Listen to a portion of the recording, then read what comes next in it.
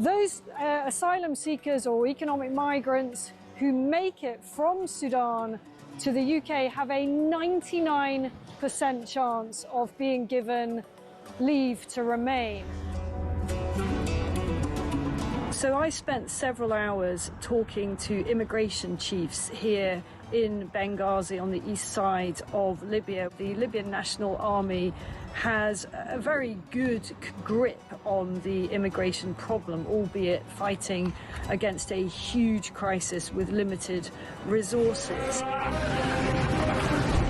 There is a very, very clear process of giving people proper health checks, the life-saving care that they need, and then working out where it is exactly that they've come from. Their message to the UK is that you are fueling this problem. You are effectively advertising a great new life for people from sub-Saharan Africa. They actually said, you know, what do you think happens when a guy from Sudan comes up through Libya and makes his way all the way to the UK and gets put in a luxurious hotel and provided with everything?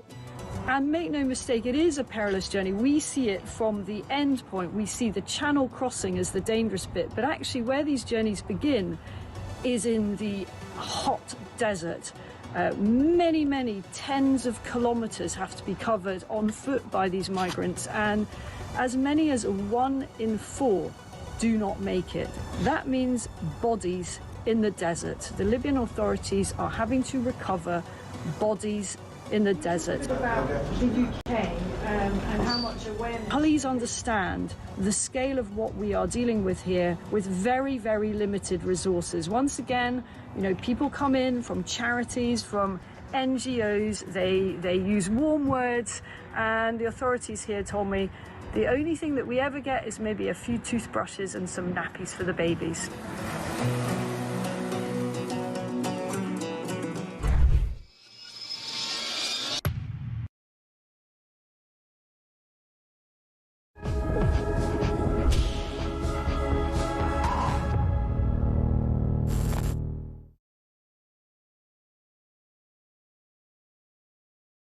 Across the UK, on DAB+, on YouTube, on your mobile, and on your side. This is Talk.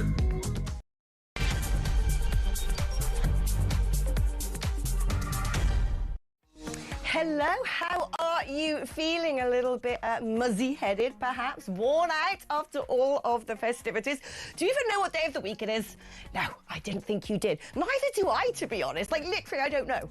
I actually don't... Is it Monday? I think it might be a Monday. Tech Up is nodding. Don't you just love it? That weird bit of the year between Christmas and New Year's Day. And you've got no idea what date it is, what day of the week it is. Most of the time, you don't even know what hour of the day it is or what you're supposed to be doing. It just becomes this strange continuum of eating chocolates, eating leftover weird things in your fridge. You always overbuy food at Christmas, don't you? I think I've got 3 different varieties of pate that I just keep beast eating like this. I just open the fridge and I don't have to bother cooking. I just dig out something from in some tin foil and shove it down the trap. Very, very healthy. And the alcohol, my God, my house is absolutely swimming in it. All those weird alcohols you only have once a year, sort of, you know, the Baileys of this world. Advocaat, I'm a big sucker for Advocaat. I've got a bottle of that in my fridge, and I ain't gonna lie, this morning I woke up feeling pretty wretched. Sore throat still, chesty cough, headache, really not in the prime of life at the moment. And I opened the fridge to make myself a cup of tea, and I saw that bottle of Advocaat looking at me. And do you know what I thought? Yeah. Exactly, and so I did. I picked it up, took off the lid, glugged a couple of sips and put it back in the door. Living my best life, ladies and gentlemen, because that's what you get to do once a year. So a Merry Christmas to you. A happy Alexmas as well, because it was my birthday on Boxing Day. Another year ticked off. I'm not sure how I feel about that. Not particularly positive, if I'm honest, but there you go. Marching towards death at a pace. But it's been a delight to have your company right now, and I'm glad you are tuning in. So let us get through these headlines, shall we, and the news, because it might be Christmas, but there ain't much festive cheer, and it just doesn't stop. I mean, come on. That Egyptian guy? Really? His tweets? All the politicians is queued up to defend him? We're going to be getting into that a little bit later, and also having a good old laugh at the shadow celebrities and their down the barrel endorsements. If you haven't seen it, you want to stay tuned. It is the most embarrassing thing I've ever seen, and it just goes to show how brainwashed and mentally ill at least 30% of the population is. But not here. We are the common sense ones. We're the ones who just know, don't we? We've known all along. If anything, we're suffering a little bit from what is known as Cassandra complex. You know, Cassandra was given the gift in ancient mythology of being able to see the future. And when she decided to refuse the advances of Apollo, because there weren't no Me Too movement back then in ancient Greece, Apollo decided, nah, I'm not having that. Was it ancient Rome? One or the other. And he said, I'm not having that. I'm going to curse you. Oh, you get to keep your being able to see into the future bit.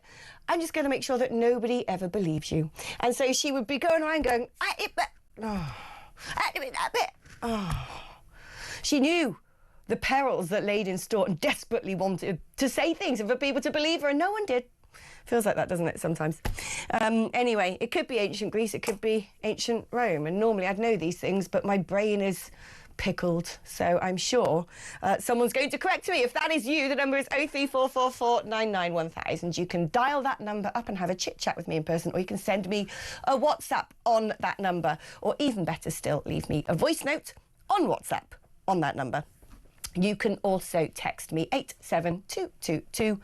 Write the word talk before you text, please. OK, right, let us dig in, first of all, to political news, because normally it's a time of year when everyone just sort of disappears off. Some lackeys in the press office stick up a post and just sort of let it fester there, you know, not looking at anyone like, you, Sir Keir Starmer, am I? Oh, yeah, I was. But no, not Nigel Farage. He understands that while everyone else is kipping, that's when he makes his moves. The early bird catcheth the worm and all of that. And he's come out talking about how he is going to try and make inroads into the London Assembly, targeting 6 London councils next year in order to begin to pave the way to the mayoral elections, thinking that he could create a bit of an earthquake. Let's speak now to the greatest pollster of them all, the Conservative peer, Lord Robert Hayward. Hello, Lord Hayward, and happy middle of Xmas and New Year to you. Alex, thank you for the complimentary introduction. Just before we start on the politics, can I just say that given both your and my connections to Gloucestershire and West Country, that in this what should be very happy season, that we send our regrets to people from Stroud and anybody else in the country who has not been able to enjoy the festive season because they've hit particular difficulties. Yeah, that's a really sad house fire that happened. And a mother and her 2 children have died in their home in Stroud, just down the road from me, actually, in Brimscombe Hill, on Boxing Day. I'd missed this story, I must admit, because it was, well, Boxing Day happened to be my birthday, so I missed a lot of things that day. But you're indeed correct. You know, I said a little prayer on the train on the way down. I often do my praying when I'm in motion. And I did say to our Father, to, you know, bless and look after all of those who haven't been able to have a Merry Christmas this year. And there are plenty of people who may not have had the same joys of family and festive cheer that some of us have been privileged to enjoy. So thank you for bringing that one up. You. Moving on to other things, just wishing you a happy birthday before I answer your question, which is, as you say, Nigel Farage has come out with these comments in relation to the London borough elections, which are happening in May, and they are some of the elections that we know are happening, because there's a whole question mark over elections in all sorts of parts of the country, which we won't know about until the middle or the end of January. And Nigel Farage is setting out his stall. He's due to make a launch in just over a week's time, I understand, and he's saying he's going after the boroughs of the likes of Bromley, Bexley, Havering, Barking and Dagenham. But I think it's fair to say that a series of other parties also fancy their chances in London because of the mess the government's in. In 2022, Labour did very, very well. and it's the elections from 2022 that are up this time, so they're going to face real difficulties this time. And Nigel Farage has cited a certain number of boroughs as his targets, and also, more particularly, he's been going at Sadiq Khan. I mean, it's interesting, actually, because people have this sort of reticent viewpoint that, oh, well, Sadiq Khan's going to win, as if it's a fait accompli. And I actually think that it is that attitude that has seen him re-elected, because I remember certainly in the, not the previous mayoral contest, but the one before, when Sean Bailey was the candidate, if people who said they were going to vote for Sean Bailey had actually bothered to go to polling stations, because I think a lot of people said, well, if I'm going to vote for anyone, it's going to be him, but he ain't going to win anyway. Actually, Sadiq Khan might not have gotten back in. And he's definitely an unpopular man when it comes to, I'd say, the right wing. But it's interesting, looking at these target seats, Bromley, Bexley, Havering, Barking and Dagenham, it's very much the sort of donut of politics, where the central part of London is often red and votes Labour, although, like you said, they could be split by the Guards and Independents, your party, the Greens this time round. But that outer circle, a bit like a jam donut, tends to vote for the Conservatives, or this time round might be tempted to vote for Reform. And a lot of that actually is due to the demographic change, isn't it? What one might call, for want of a better term, white flight out of the centre of London and into those boroughs. Do you think he stands a good chance of getting control of those 6 councils? If I can just clarify for everybody, Sadiq Khan himself is not up for election. It's the borough councils that are up for election in May. What Nigel Farage is aiming to do is to make Sadiq Khan the target, so that people feel that they're voting against Sadiq Khan when they vote in these different elections. You're right about the boroughs, the white flight, although interestingly enough, Barking and Dagenham is no longer in that same category.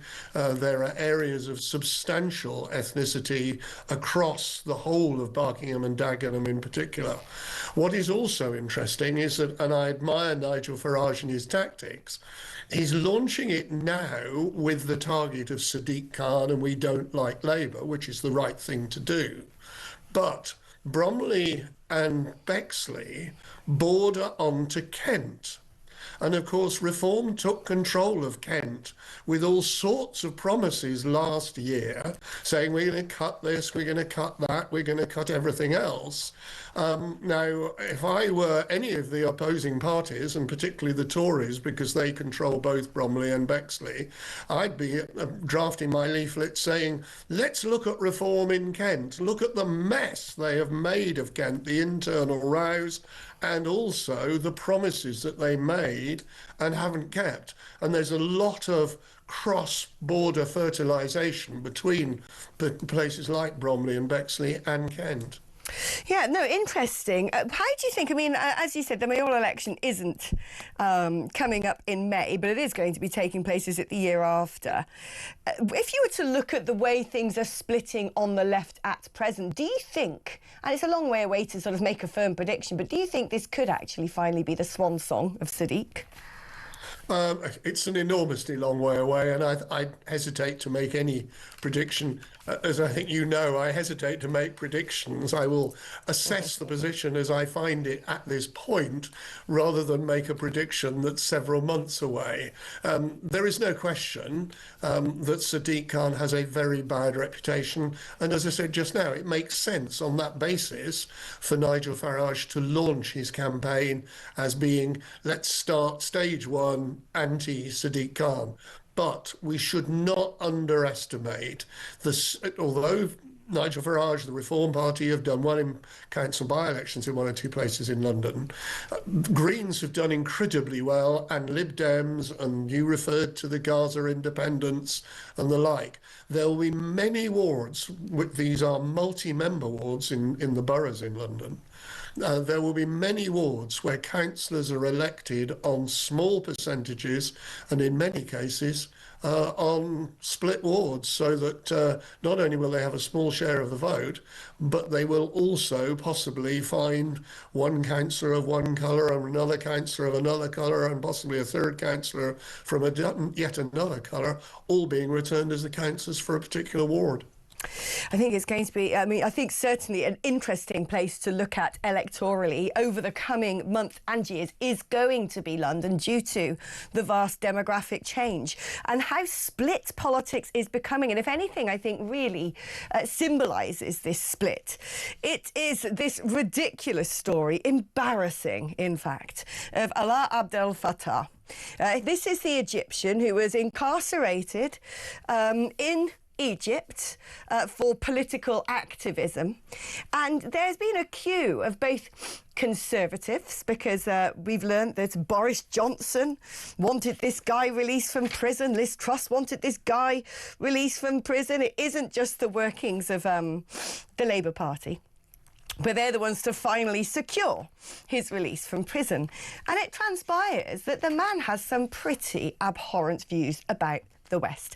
Now, he's turned around and said, well, isn't it shocking? They've dug out several historic tweets from mine. A lot of them are out of context. They were just the expression of a young man's anger. And I'm there thinking, no. You were in your 30s when you made these comments. And, you know, a listener just messaged with a very good point saying, is it possible that this man didn't make any more hateful comments in the interceding years because he was incarcerated and didn't have the ability to do so? But what it shows is, and we're learning a lot with every passing hour with this, is that either, I think two things have happened here. I do believe the Prime Minister's turned and said, I didn't know about these tweets. Egypt seems to be turning around, from what I'm seeing from posts online, saying, yes, you did. You had the full dossier on this man. You knew full well the sort of views he had towards the West. We brought it to your attention. It seems Egypt are going to move quickly to revoke his citizenship. But it also seems to me that we're not going to be able to deport him now. That's for the birds. But also the reason that he was released from prison and has come over to the UK, despite having very limited connections to the UK, only through his mother, who happens to live here, that he managed to do this because, oh, guess what? Something about the ECHR, right to family life, etc. This story, this one human being, I think so clearly symbolises, epitomises the madness and the divide that we're seeing in politics right now. And the thing that could well see the Labour Party, even in places like London, really suffer. Is this going to hurt the Conservatives? Because they're moving quite quickly. Kemi Badenoch, front page of the Mail. He needs to be deported. But the problem is, every time the Conservatives jump on a horror story like this, you just have to track back a few paces and you see that they were eyeball deep in this stuff themselves. There's no question it's a very complex issue. I don't like taking issue with you in general, because you and I see eye to eye. You on a lot of things. you can. But you can't dismiss the fact that he's actually come to join his mother as an issue. His mother is a British citizen. There's no question that all the politicians who have expressed views in relation to this particular individual need to do their research properly, not just on this subject, but on others. Because the problem is that if you don't do your research, things come back and bite you in one form or another. And I think this, as you just listed, people who've expressed unqualified views. It's not a question of he shouldn't be incarcerated, but he's got problems, which is what, in hindsight, everybody will now think they should have said. But any politician, anybody who comments about an individual and an individual set of circumstances needs to do their research first. I think I was chatting to you a few weeks ago, one of your colleagues, in relation to the question of blockers for puberty. it's a subject I said I don't know enough. And I think politicians generally need to have the courage to say, I don't know enough before they wade in and express a view in one direction or another. Right. I think I mean, look, the way I see this is there is way too much of the be kind movement in politics. You know, there's this sort of idea that politicians have to be puritanical almost. They have to be perfect. They can't have ever made a mistake in their life or had an affair or been caught drink driving. Frankly, I don't care. You know, I can't imagine Winston Churchill and I would have got along like a house on fire. He seemed to have some pretty unpleasant attitudes towards women, but was he one of our greatest prime ministers? Hell yes. But also they all jump on the bandwagon, don't they, to virtue signal. And it's got to stop because it's leading our country, what Gad Saad, the brilliant professor over in Canada, originally a Jew from Lebanon, calls suicidal empathy, this performative compassion, which frankly is leading us into a significant amount of danger. And it's interesting, you know, Nigel Farage picking up on this yet again, saying he does not want the safety of our women and girls to be sacrificed on the altar of misguided liberalism. I feel like he's nicked those words from me, to be honest, but there you go, he's entitled to. But he's now said he wants any civil servant who's been processing migrants and allowed them to enter the UK when they would have known they would have posed a risk, to be held accountable for their actions. Now, look, I like the cut of his jib and I like what he's saying, but there are two things that alarm me about this. Number one, we know from whistleblowers inside the immigration department in the Home Office that they have been told you cannot return people to Eritrea, to Afghanistan. You know, it doesn't matter what they've done, doesn't matter if they've got convictions. All those people have to stay because we can't return them because it's not safe. And that there was a huge amount of pressure on people, individual members of staff in the civil service, even when they blew the whistle and said, we don't want to do this, to actually do it or risk losing their job. So that's my first concern, that people who actually knew that this was wrong, but felt that they didn't have any choice could be mired in this particular policy. But also, I'm not sure if this policy is even legally possible, because you're sort of retrospectively looking to change people's employment contracts and put conditions in there which at the moment don't exist. Is this just a sort of good headline, or is this possible that he could impose some sort of process like that? Let's go back first of all to one of your earlier comments, and that is the question of people leaping in on the Egyptian incarceration. There's no question that modern day broadcasting, including your own, has changed politics enormously. Politicians now have the temptation, and they fall into the trap too regularly, to answer a question immediately. When I was originally an MP, news bulletins took place hours apart, and if you were asked to comment on something, you could prepare an answer. It's not so easy now. Now, coming to the question of the civil servants and the legal position, you've put your finger on it. You can't say to somebody, you will lose your job, you are going to be facing disciplinary procedures, if you actually take action as you are required to by your employer, who is the civil service. And I do think this is a case of Nigel Farage leaping on a headline. It makes a good headline, but doesn't take careful consideration. What he should say, and he and other politicians, including parts of the Labour Party, are now saying, is that there are parts of ECHR which need to either be abolished, changed, rejigged, or adjusted, so that civil servants and others are no longer in a position whereby they say, well, my employment law requires me to do X or Y. We're changing the law, and I think that is where we're going. And it's not just in this country.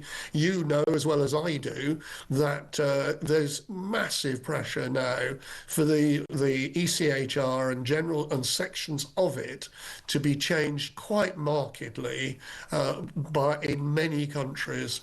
And I think that before long that will happen. I certainly hope it will. Well, it blimmin' needs to, doesn't it? Oh, we're in a mess, this nation. Anyway, let's hope we get a brighter 2026. Lord Robert Hayward, it's always a delight talking to you. Thank you ever so much, and I wish you in advance a very happy New Year.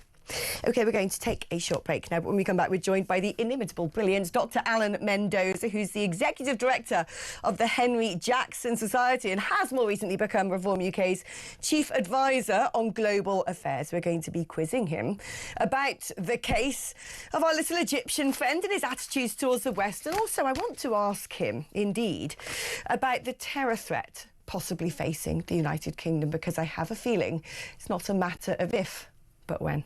That's after this.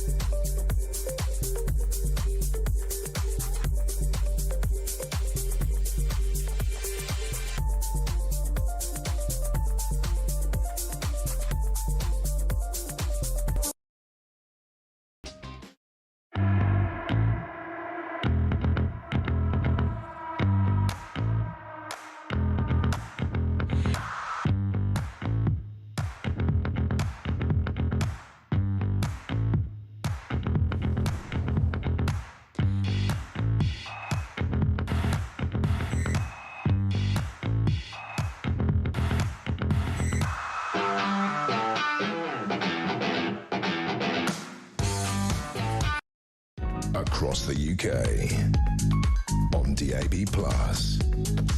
on YouTube, on your mobile, and on your side. This is Talk.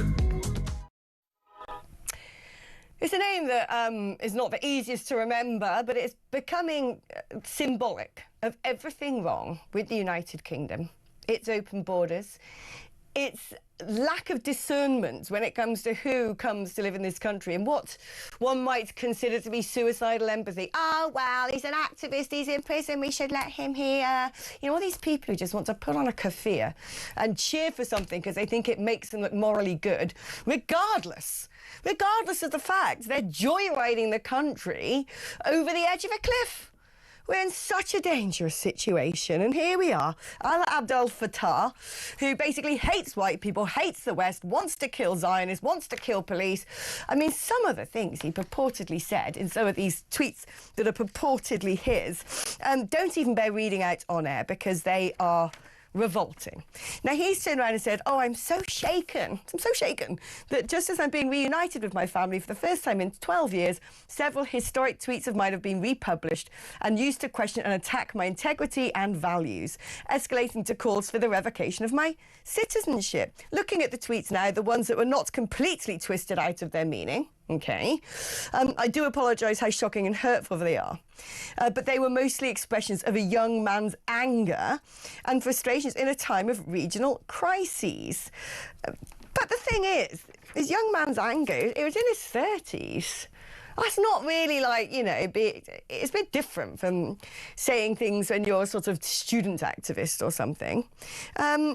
Then it transpires that it seems that it probably was known, the things he had said historically, and yet he probably obtained citizenship without going through good character checks because of a loophole created by the ECHR. Emily Thornberry arguing today on the BBC that as much as Chris Phillips says we need to deport him, guess what? We probably would not be able to. It looks like Egypt are moving at a pace to strip him of his citizenship. So I'm afraid, folks, we're probably lumped with this character, regardless of the performance art that other politicians are doing, saying we want him gone, we want him stripped of his citizenship. It ain't gonna happen. And if you want to play the game of fighting it, all you're doing is making us, the taxpayer, pay for a legal battle that we're going to lose. We're probably stuck with this cretin now. That's my assumption. But let's find out from Dr. Alan Mendoza, Executive Director of the Henry Jackson Society, what he thinks.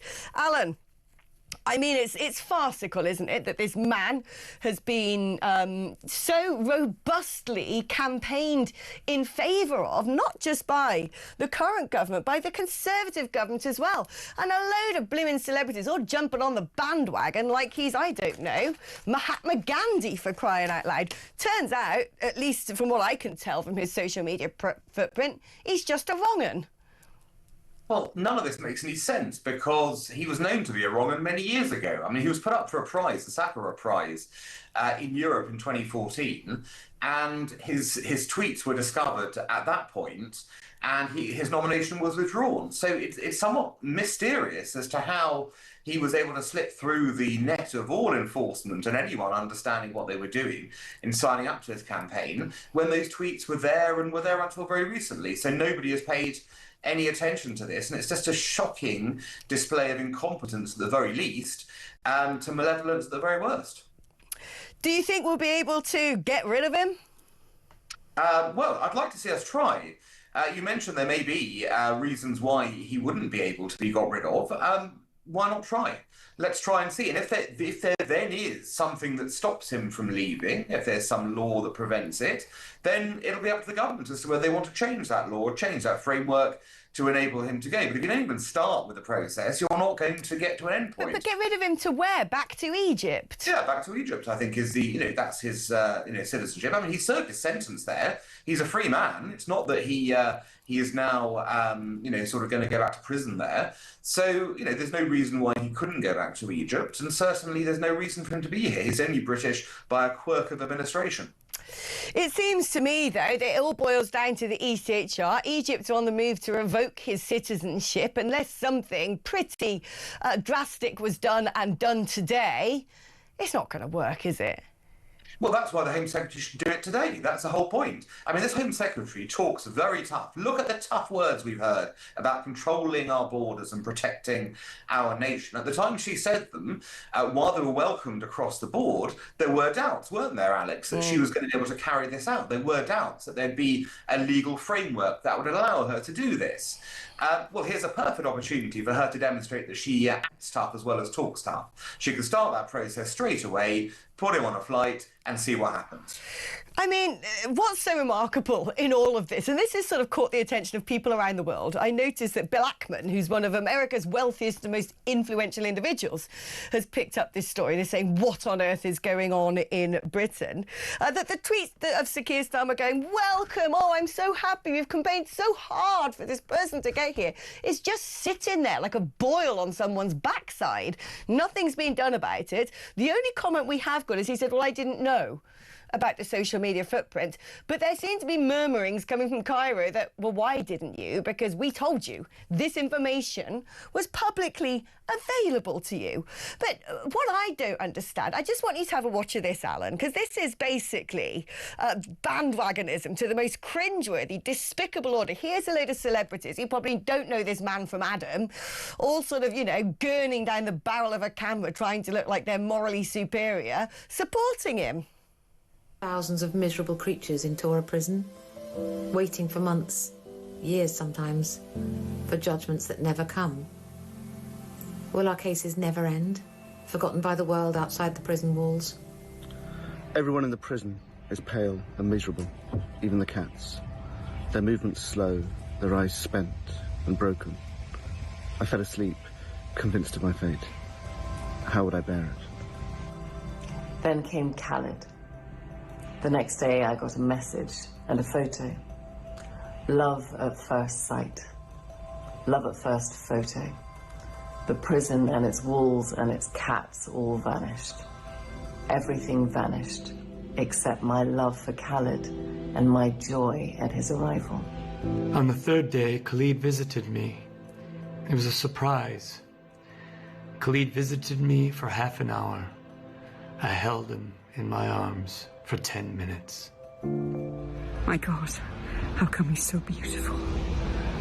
Love at first touch. In half an hour, he gave me joy enough to fill the prison for a week. Now I understand why I'm in prison. They want to deprive me of joy. Now I understand why I will resist. Prison will not stop my love. My happiness is resistance. Holding Khaled is continuing the struggle. For crying out loud, what was that? What a load of supercilious, sanctimonious, narcissistic boneheads. They should be ashamed of themselves. What I want to know, Alan, is how does that happen?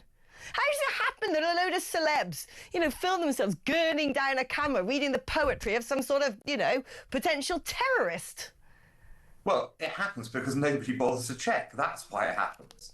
I mean, on the surface, you could be contacted by somebody wanting his release. Because, look, he was in jail, for human rights issues in Egypt. Let's not kid ourselves that he was there for something other than opposing the regime. OK, and you could easily go to people and say, right, look at this terrible case. And then nobody would do the background digging to go and say, well, hang on, is he actually the kind of person we actually want to be campaigning for? And this is your problem. There's a basic lack of checking in any sense or purpose. I've got to tell you, look, there were some MPs who signed a letter, supporting his freedom. A lot of those, I know some of those MPs. They're people who you wouldn't expect to do that if they'd seen the back. They just hadn't seen the background. So that's why I say there's been a lot of, there's been a failure to check basic issues here. And that's been the start of the dilemma. There are others who, of course, have jumped on the bandwagon because they, believe he's righteous, even with those tweets. They actually think those tweets are good things.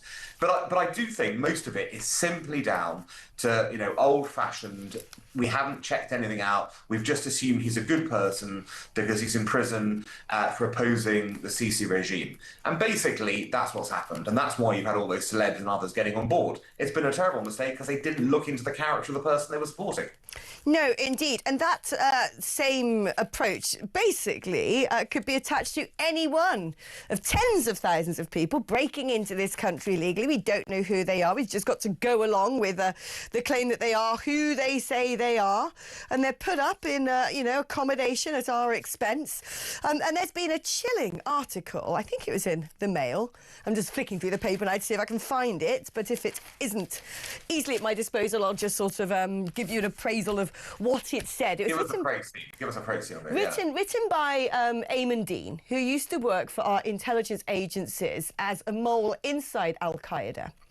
And he has said something that I've written about quite extensively, which is Al-Qaeda didn't go away. There's Al-Qaeda 2.0. Iran has essentially been quietly backing them. And it's not a case of when, but if we're going to face terror attacks, that there are potentially cells of 5 to 10 terrorists in every single town and city, possibly around the entirety of Western Europe and America. And we could be faced with some sort of coordinated October the 7th. I've seen various OSINTs, as it's called, open source intelligence, to this end on various accounts I follow. And to me, it's blimmin' obvious. Of course, if you wanted to get terrorists into the country, how would you do it? If you wanted to smuggle caches of weapons into the country, you might take the route that Hamas did and drop them over the side of boats. And then people can go out under the cover of darkness using trackers and pick them up.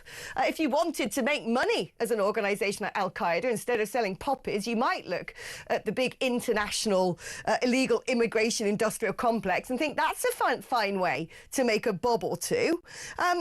We are in a situation now where we, without doubt, have let people into the country who are right now sitting there actively planning how to destroy us.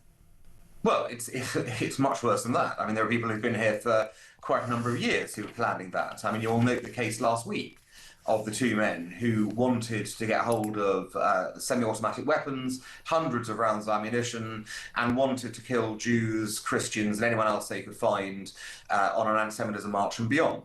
So, it's not necessarily a recent thing. It's a problem that is coming in and has been here for some time. The problem is that, as you say, Al-Qaeda, ISIS haven't gone away. They have been given, if you like, a shot in the arm because they've been able to survive despite a lot of pressure on them.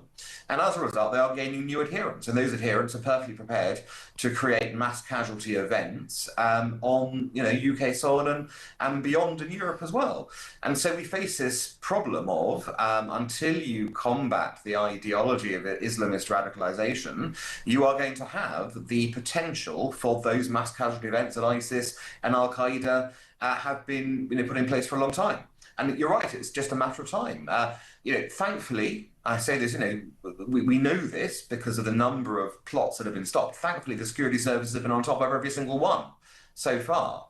But as we know, the terrorists only have to get lucky once, and then you do have one of those events. So we have to hope for continued vigilance, continued luck on the parts of the security services, and that the terrorists get, bad luck in return. What can we actually do about this going forward, Alan? Because, there is so much discussion now about remigration, about trying to get these people out of the country to wherever, I don't know, multiple Islamic republics, I'm sure that they'd feel very at home in. But how is that done? It seems to me that we've created, or we haven't, but they have created such a dangerous situation, but it almost seems irreparable. Is there a way, do you think, that we're going to be able to, I don't know, seemingly turn the clock back and undo all of this damage? Well, it's going to be difficult, of course, because, we're some way down the line, aren't we, of the damage having been done. So I think it will require a government who's willing to tackle the issue head on, which this government has shown it isn't willing to do. The previous government showed it wasn't willing to do that either. We're going to need a government that's going to come in from day one and say, this is a major problem for the UK and we're going to resolve it. We're going to resolve the borders issues straight away. We're going to make sure that the borders are no longer porous. We're going to prevent people from coming. We're going to send back people who are here illegally. And yes, frankly, we are going to have to look at people who are supporters of terrorist groups in the UK and wonder whether these people can be allowed to stay here. There may need to be a total, complete overhaul of what citizenship means in the early 21st century. It wasn't conceptualized for a time when we had large numbers of people who might not share the values, the core values and traditions of a country being part of that country. So, we're looking at other things, aren't we? We're looking at, whether the ECHR is fit for purpose in the modern age, and that's 70, 80 years on. Do we now need to look at the concept of citizenship, understand there is a values component and a buying-in component, and you don't just get it because you happen to have some tenuous link here. You get it because you want to be part of the country and you don't intend to destroy it. That would seem to me a pretty basic point to be putting forward in that debate. All these things are up for grabs, though. We need to be talking about them to come to a strategy that will enable the country to thrive in the future. Alan, as you know, I am such a great fan of yours, and it is very reassuring to me that you are prepared to advise what could be our next government on these issues. Hopefully then we might actually see some common sense. Thank you ever so much, Dr. Alan Mendoza. OK, we're going to be taking a short break now, but do you know how many pubs have turned around and said, we ain't letting Labour MPs in anymore? They have completely tried to destroy us with this vast increase in business rates. Some of the figures are utterly eye-watering. But it isn't just in hospitality that small businesses are being decimated by this greedy government's reckless approach to the economy. No, it is businesses such as hairdressers as well. So I don't really know how all of those mental illness fringes are going to be kept in shape, because a lot of hairdressers are saying, don't you dare cross our threshold. And we're going to be speaking to one of them just after this.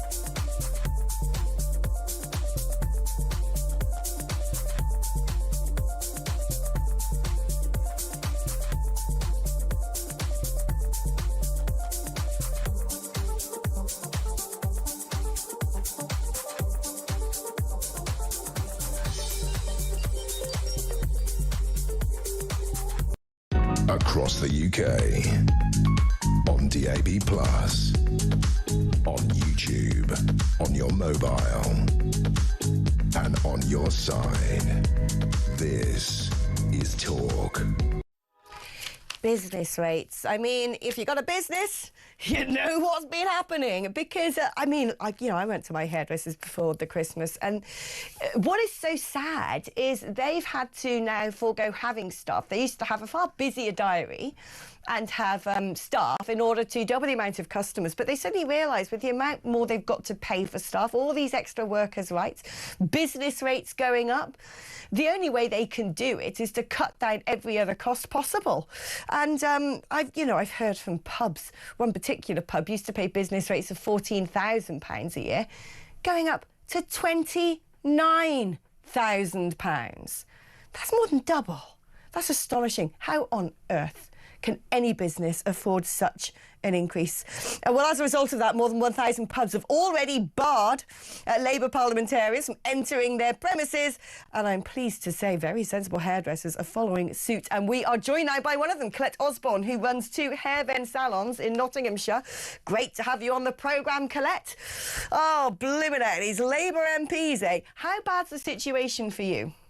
Well, thank you for having us on today, Alex. I think you're amazing. And by the way, your hair looks fantastic. Oh, thank you. You didn't do it, though, did you? So it would be better if you did. One of my colleagues would have done it, and they're all amazing. So, sorry, I've lost your question then. Tell me about how these egregious business rates are affecting your businesses. Well, how are they affecting them? It's the final nail in the coffin, Alex, for us. We've got, as you already mentioned, we've had so much to contend with. If I can say the word COVID, since COVID, we're still sitting on £184 million worth of debt. That's going to be paid off till 2030, 2035. We've got, national minimum wage has gone up by, just for apprentices, 93%. Business rates is one of those things where we are now having to choose to pay business rates or actually pay employees or taxes. Yep. This is the difficulty. We did a report with CBI Economics back in February, and what we actually identified was, it might shock you for a Labour government, but we're going to have employment drop by 97% by the end of this Parliament. Crazy.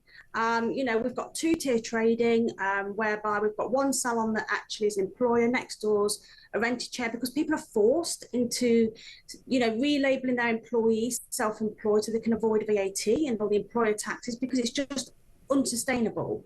And then we've lost all our apprentices. We'll have no new apprentices by 2027. We've been telling government for 5 years, Alex, 5 years, and it's like they're just like this. They've got the fingers in their ears. They don't want to hear the reality of what's going on British high streets.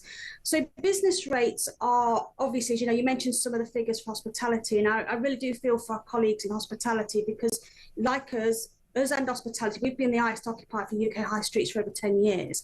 And obviously we've got hospitality. We've got some salons, and a salon I spoke to today, their increase was £50,000 a year. £50,000 a year. That's crazy. Right, that's it. I've got to get rid of 4 apprentices. Yeah. So business rates is going to cost jobs, and it gets even worse from there. The government said that they would make work pay, Alex, as you know. They would make work pay. They did a small business, part of their manifesto. They had 12 points. On the 12th point, it said they would create a level playing field. Well, they haven't. They've just widened the tax gap.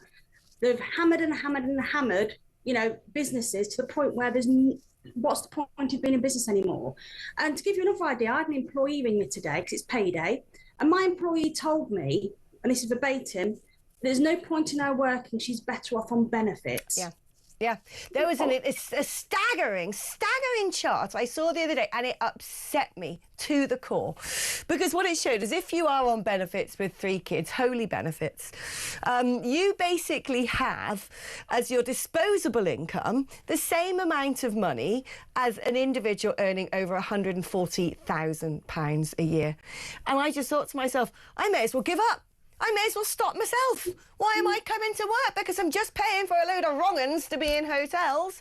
I'm just paying for a load of woke net zero policies I disagree with. Why are we paying, why am I paying taxes? The very blimmin' least you should get from paying taxes is something to call home. It's a country. We don't even have that anymore. We've got a patch of land with any old oik can come and say, I want to live here and I demand you pay for me. We're not safe. It's disgusting. And you're exactly right, Alex, because I just listened to your show. And just before I give you some more stats on our industry, which I think are really important, you mentioned about all the illegal working. Well, our high streets have been taken over because if I was to tell you, for somebody who looks amazing, you've clearly got a very good hairdresser, but the hair, barbering and beauty industry has no regulation whatsoever. Right. So anybody can open a shop. Somebody who came here illegally can open a shop or open 50 shops. Oh, the old Kurdish hairdressers, which seem to have one customer a year and a turnover of £1 million. I wonder what that's doing. So, you know, so the business rates for us, you know, we haven't got a level playing field. Like you just said, you know, if you've got people who are better off on benefit and business owners and employers who are better off not employing, I mean, we've even got, I mean, we've got a hairdresser who took a second job in a supermarket overnight so she could pay her apprentice. She's not earning any money. She's been in the industry 38 years. She took a second job. The stress was that much. She was taken into hospital while working overnight with a suspected heart attack. This is what the government are doing. Now, you know, I don't understand why we have a left-leaning government. We're all naturally left because we care so much for people. You know, we've got a Labour government that have actually pledged to make work pay, that have pledged to actually, you know, level the playing field, that have pledged to actually back business. Now, I met Rachel Reeves myself pre-election, and she told me, I told her all the things that I'm telling you, and what she basically said to me is she would deal with this, she would meet us, she would do X, Y, and Z, and guess what happened? Zilch. Nothing. Nothing. No. Nothing. So I'm actually asking Rachel Reeves to get around the table with us. You can't block employers from business and trade meetings and then actually say, we're backing employers. The two don't go hand in hand. And you know, what are we supposed to do? We've lost 70% of our apprentices, no new apprentices by 2027.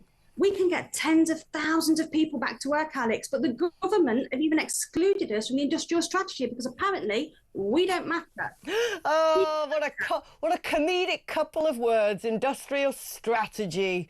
As if. Now, very quickly, because I've got to let you go because I'm massively running over. I once had a hairdresser in Manchester who said to me, and I've never forgotten it because I now say it all the time, there's a direct correlation between people who have a short fringe, you know, the one that, like, you know, clean away from the eyebrows, and mental illness. In your line of work, where you come across lots of different hairstyles, is there truth to that trend? Not really, no. I don't think there is, really. I think, do you know what? Well, we're banned MPs, so, you know, they're not going to get the haircut. So let's hopefully they'll learn how to cut a fringe at home. What I would say on the mental health issue, if I can, Alex, is mental health is at its lowest point in our industry. Yeah. People actually considering some seriously bad options here. Yeah. We have to talk them down. And, you know, and don't forget, I think something as well that MPs don't even realise, or politicians, we have the ear of every single one of your constituents. Yes. Every single one. And in January, your hairdressers, your barbers and your beauticians are going to be telling your constituents that you've cost them their job. Yeah. No, exactly. The long gone are the days of the positive chat about holidays. Every time I go to my hairdresser, a brilliant little Greek guy called Thanasis, he loves having a good old political debate, and I know which way he's voting. It ain't going to be Labour. Colette, thank you ever so much. It's been such a privilege and a delight having you on. Let's catch up again in the new year. I'd like to hear more. Excuse me. Right, we're going to take a short break now while I clear the film of horrors from my throat. When I come back, it'd be great to hear from you. We haven't got much time, so it might be a case of just doing some messages, but if you want to register your interest to have a chit chat with me later on in the programme, it's 0344 499 1000. It's your normal network rate. You can also use that number to send me a WhatsApp message, leave me a voice note on WhatsApp, or you can text me on 87222. Right, the Wood Talk. Before you text, I'm back after this.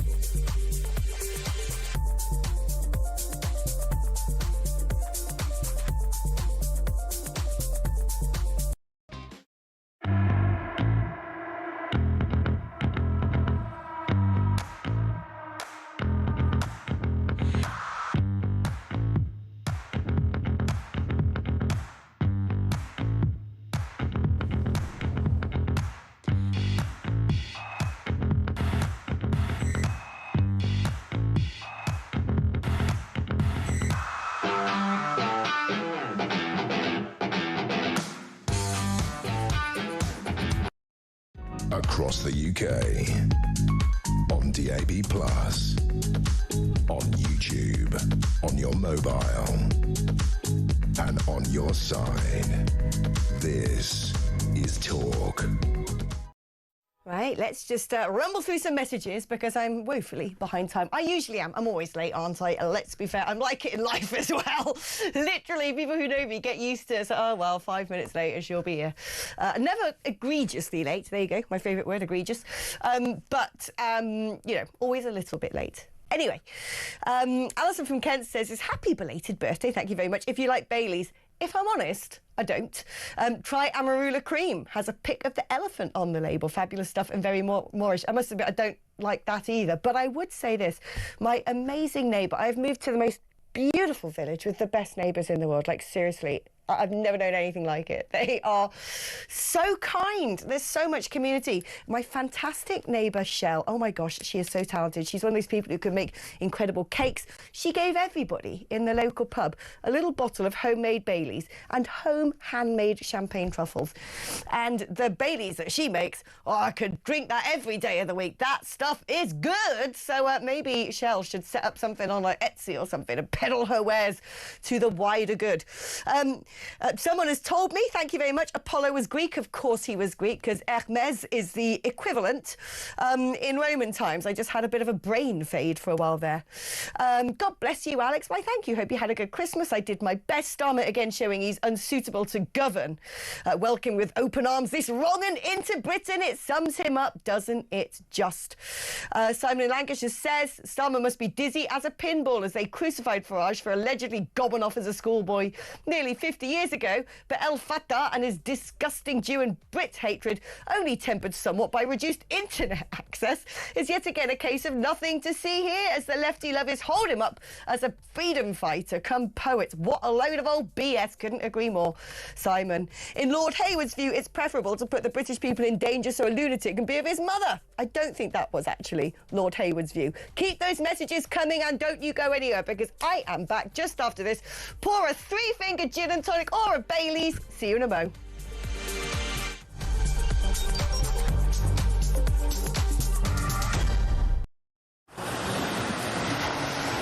Libya has become a major transit route for refugees and migrants from sub-Saharan Africa, and many of them come through Libya dreaming of getting to the UK, particularly from Sudan, where there has been a civil war waging for the last 2 years. And those asylum seekers or economic migrants who make it from Sudan to the UK have a 99% chance of being given leave to remain.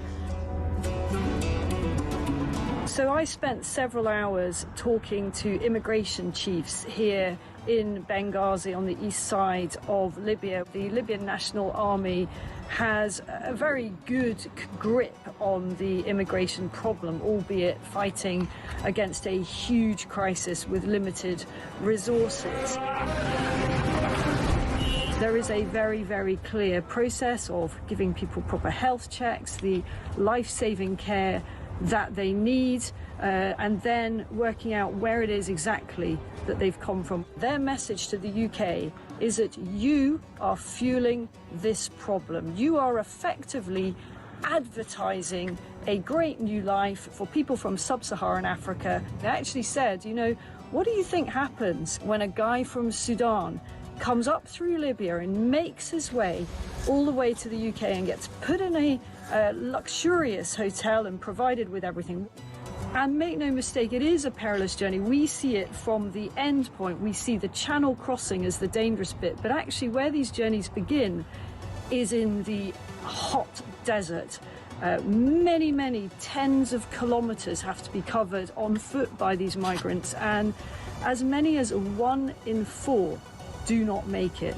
That means bodies in the desert. The Libyan authorities are having to recover bodies in the desert. About the UK. Across the UK. On DAB+. On YouTube. On your mobile.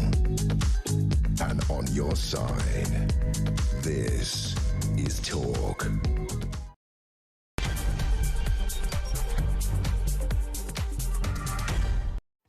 Hello there, welcome back to the show. So I'm a bit itchy, scratchy today. Those who know me and watch me know that I sort of like look like a stray dog with mange. I'm sorry, guys, I have really bad A to B, which is the fancy term for dermatitis, which is, let's say, eczema, but it ain't eczema. It's like, I was going to say it's eczema on steroids, but actually steroids are what you take to prevent it, so that is kind of what it is, but isn't. It's really bad. Seriously, I look like I have just done a day trip to the sun. I am bright red underneath this. Like, you have no idea. Unless you suffer from this skin condition, you ain't got a clue how bad it gets, and it is bad at the moment, I'll tell you that much. So if I do appear to be sort of like ballooing back against the chair or like fanning myself, I'm in a mess. Thank God doesn't really affect my face at the moment, so thank God that looks okay, because the rest of me looks like it's been boiled like a lobster. Oh yeah, not allowed to do that anymore. That wouldn't be kind. Anyway, let's get on with talking about politics. Oh yes, let's also remind you of the phone number and number to message, because we will do some calls after this segment. It'd be great to speak to some of you, so if you'd like to phone up, the brilliant Kieran is waiting to give you a rudimentary vetting to make sure you're not totally tonto. Being a little bit balmy is probably good. We'd like that. Because actually, you're not balmy. You're one of the sane ones. You just have to watch that montage of cringe from those celebrities all banging the drum for our mate from Egypt to realise quite who the mentally ill ones are, which is pretty much everybody but us. But anyway, here we go. If you would like to have some talking therapy, it is 03444 1000. It is your normal network rate. You can also use that number to send me a WhatsApp message or leave me a voice note on WhatsApp. I love voice notes on WhatsApp. I'm sure that one of my brilliant team out there behind the glass is ready to try and listen to as many as possible and create a sort of jive bunny mega mix of excellence that we can play out. So keep those coming in as well, 03444 1000. If you'd like to send me a good old-fashioned text message, 87222. If you're going to do that, you've got to write the word talk before you send your message, because I'm afraid our phone systems have been on the plonk over Christmas and they don't know what to do. They don't care, so we have to tell them. TALK, then send. Right. OK, so I've got the cryptic crossword in front of me. I haven't even done a clue yet. And lovely Kira's just brought in the Telegraph cryptic, which is my preferred. I'm a geek. I do like a cryptic crossword. That keeps my brain well-oiled during the advert breaks. But my wonderful producer, Alicia, and I are gossiping instead. So I'll take those for the train journey. Or we could do some together if you like. No, not allowed to do that. I'm telling you, it's a dying art form. Cryptic crosswords.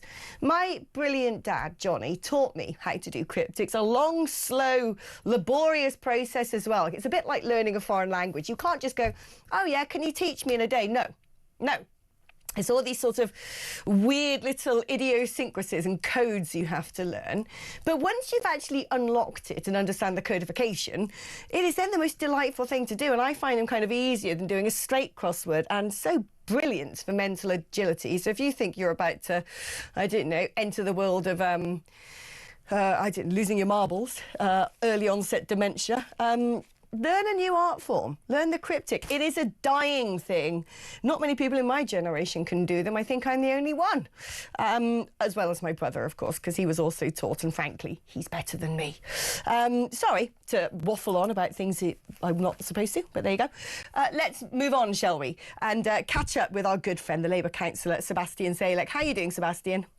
Doing very well. Really pleased to see you banging the drum for cryptic crosswords as well. I'm pitching a new format. You and I sit down, solve clues, that's it. Oh, can you do... I like to call them crippers. That sounds really bad. But are you a cripper? Can you do a good crip? Yeah, I'm not as good as I wish I was, but I love sitting down when you've got the time, like we do often over Christmas, work them out, make a bit of progress and learn a bit as well. Like you say, it's a language and you build those building blocks, and it's so much fun. Sometimes you sort of build the building blocks and you don't know the word. So you think, from all the bits of the clue, I think this word is this. And so you go Google the word and it was that. You're like, oh, I didn't know that word before. What's your favourite cryptic? Do you know what? The Telegraph I like. The FT is good as well. At the weekend, they have the ones where across it's normal and down it's cryptic. So it's good if you're playing with somebody who doesn't like the cryptics. It's nice to... Oh, is it the same answers for both as well? Because when the Telegraph do the 2-speed, it's different answers depend... Not Telegraph, the Times. Different answers depend whether you want regular or cryptic.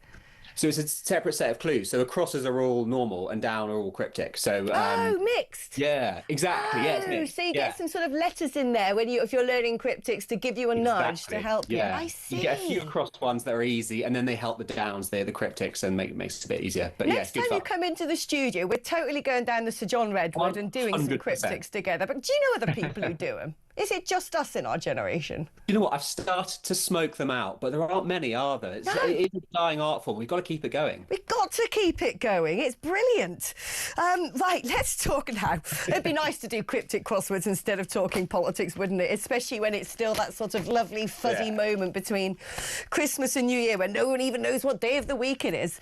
But unfortunately, no rest for the wicked, or at least no rest for Nigel Farage, because he's realised that all the other politicians are taking some time off and he ain't gonna. So he has come out today bidding to seize control of 6 London councils next year.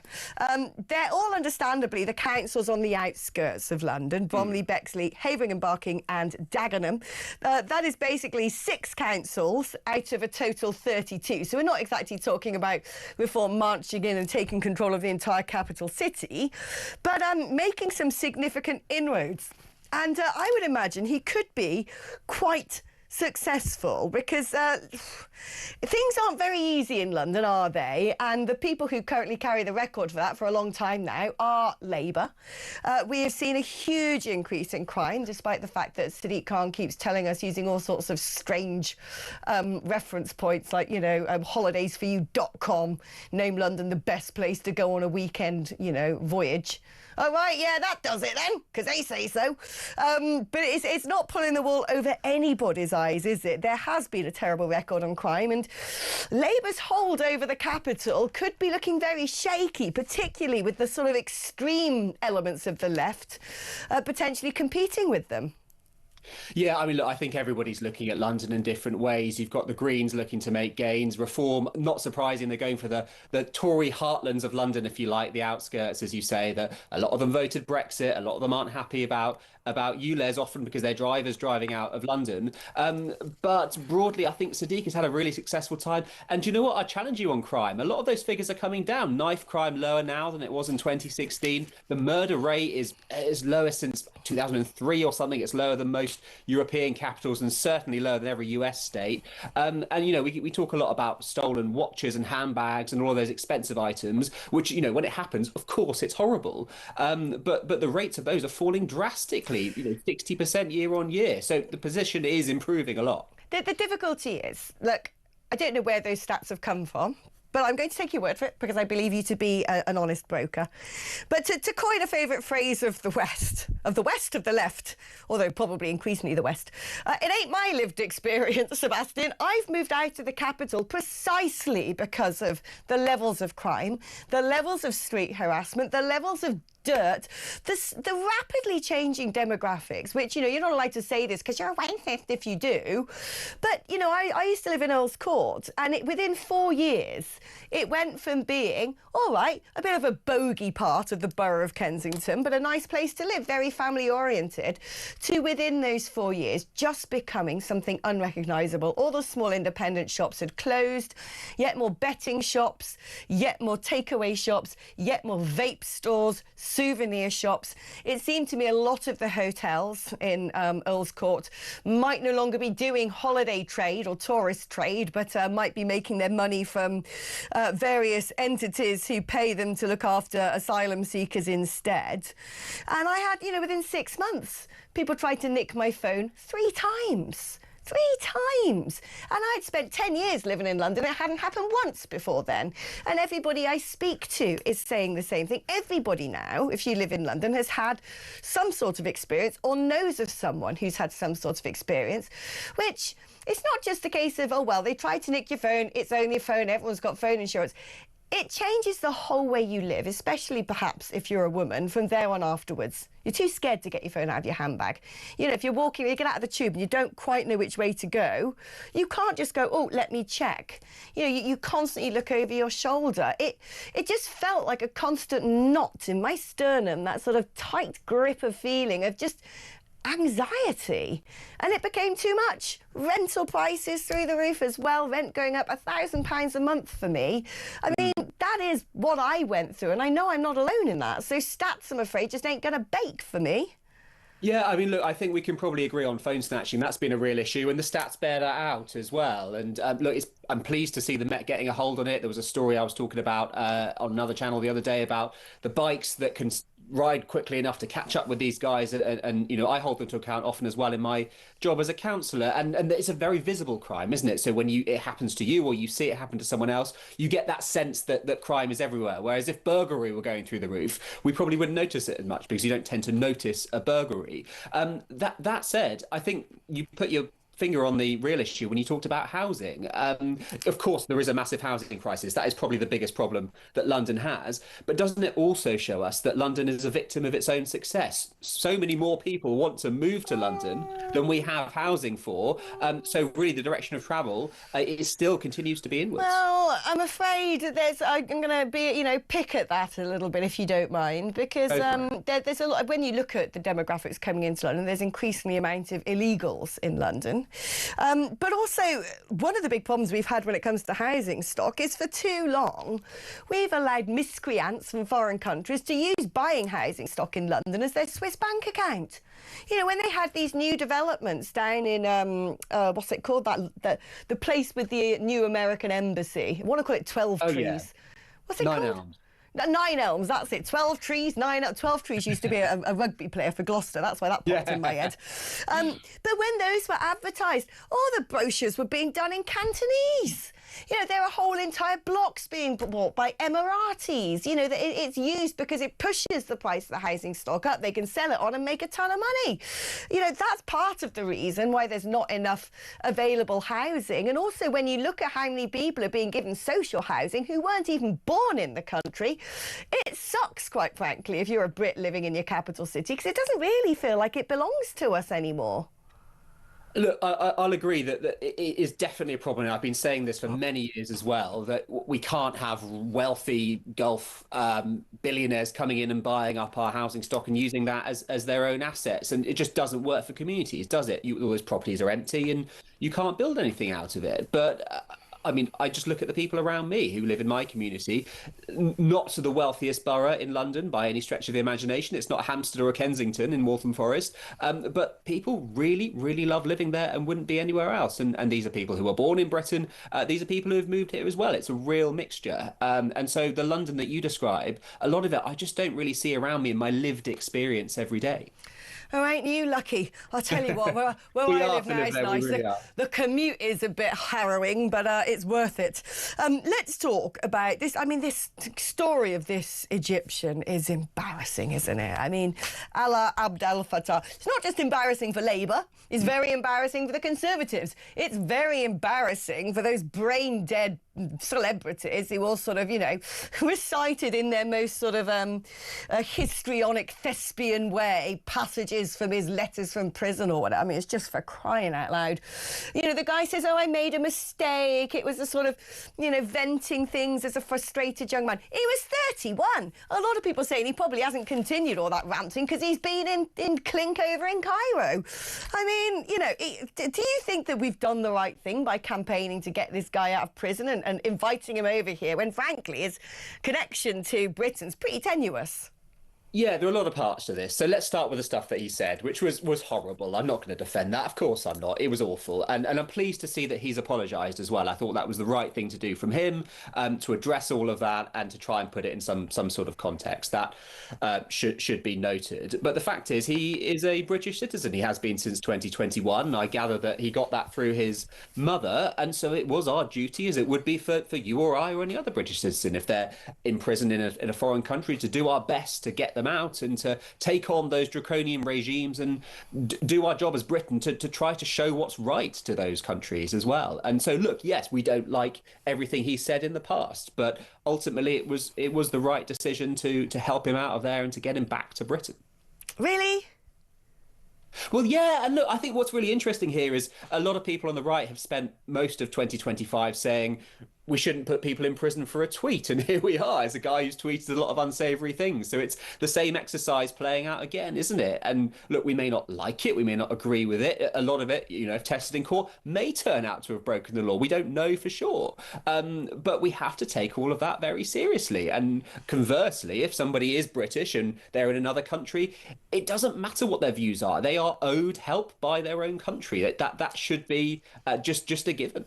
Well, it's not really that connected to this country. I think it'd have taken a matter off her own hands if he was festering away in that prison in Cairo. I'm afraid I don't have much empathy for this man at all.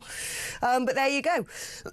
How do you think the Labour Party are going to handle this one? Because so far they're sort of doing a nothing to see here approach, but the temperature's certainly rising. Yeah, let's see how it plays out. I'm not sure, to be honest. I mean, it's a weird time of year as well, isn't it? Where people aren't focusing on politics as much as they usually would be. So it's hard to guess how it's going to play out. But look, I hope that we honour our international obligations and we look after people regardless of what we think of their views. But yeah, difficult to predict next steps. All these high-profile people who we seem to be banging the drum and spending a load of time and energy and money on releasing from prison. I mean, you know, it's very fashionable to hold up Nazanin Zaghari-Ratcliffe like she's the second coming. She also had only been married to her husband for all about 2 seconds before she decided she wanted the muscle of the British state to help her out. Look, I'm sorry, I'm not that compassionate, clearly. Not in a sort of emotional way. As a Christian, I'm very compassionate in an emotional way, but when it comes to politics, I'm quite hard-nosed on these things. Talk about being hard-nosed. Nigel Farage has said he's going to cancel the gold-plated pensions of civil servants deemed responsible for allowing sex offender migrants into the country. Now, I must admit, you know, that I'm a big fan of our Nige, was his right-hand woman for a long time. Very little I disagree with him on. I just can't see how that's legally possible, right? Because I think a lot of the people working in these departments, A, would have been under the onus of their bosses to process things, or there'll be legislation saying if you come from this particular country, it doesn't matter what you do, you can't deport them. But also, I don't think you can sort of retrospectively create a condition of employment that, you know, these people working doing something without realising that, well, they might lose their pensions if they had done. Do you know what I mean? I can't see this as being workable, quite frankly. I also worry because we've had whistleblowers from Whitehall saying that, you know, we didn't want to process these people. We're horrified, in fact. There's one caseworker who said most people I assess are lying. Even if they eventually get a deportation order, it's mainly voluntary. Very few of them ever get sent home. The Home Office hasn't the resources or willpower to do it. They're told to call these people customers, not applicants. I mean, a lot of these people are being bullied from above as to the approach they've got to take, although I do agree that some heads have got to roll, haven't they? Because when you look at some of the reports coming out, especially the sex attacks on young girls, this isn't a trumped-up, overblown, oh, we're just handpicking the odd case that an asylum seeker or a migrant has committed this crime. It's day after day after day. And, I mean, look, for instance, this month, the rape in Leamington Spa, I'm not sure I even know about this one, had a reporting restriction placed on the case because the defence lawyer said the video the victim took of the attack was so harrowing, it risked disorder if the public saw it. In addition, Sultani Bakatash, also an Afghan national charged with the rape of 2 teenage girls in Bolton, Dawajan Ahmadzai, another Afghan national found guilty of 2 counts of sexual assault of a child. These are women and girls! These are little children having their lives destroyed! Someone's got to take responsibility for this. Surely somebody's head has to roll. Yeah, it's complex, isn't it? And look, I think I agree with you on the top line. It's blimmin' easy. It's easy, Sebastian. You don't let men in from misogynistic medieval cultures where they stone women to death. You just say no. No. You got nothing to do with us. You're not coming in. So what would you do then? You'd have certain countries you just wouldn't accept asylum homes. Exactly. And which ones? Well, Afghanistan for one, sorry, no, you pose too much of a risk to women and children. We've already brought in everyone that, you know, seems to say they've got some sort of connection to the British military. I'm sorry, now we've looked at what's happening to our own and you protect women and girls first, no to you, no to Eritrea. You can get those statistics of the people who are committing the worst possible crimes and just say no. Hungary has said no. Poland has said no. America's saying no. We get to say no. We're not the YMC blimmin' A of everybody in some far-flung, brutal, brutish, grim country who suddenly decides they want to live here. No. It's easy. Well, let's start with where we agree, I think, which is that living under the Taliban is really, really horrible. And there will be many people who don't agree with the Taliban. And often, I don't know if you've noticed this, I certainly have, many people who leave these regimes and who you meet in real life, they leave because they hate what is happening in their own country. So they're completely at odds with the attitude of the Taliban towards women. And therefore, I think it would be really problematic to essentially tar everyone with the same brush, to say, I'm sorry, we've looked at the statistics and many of your people... Sometimes, life ain't fair.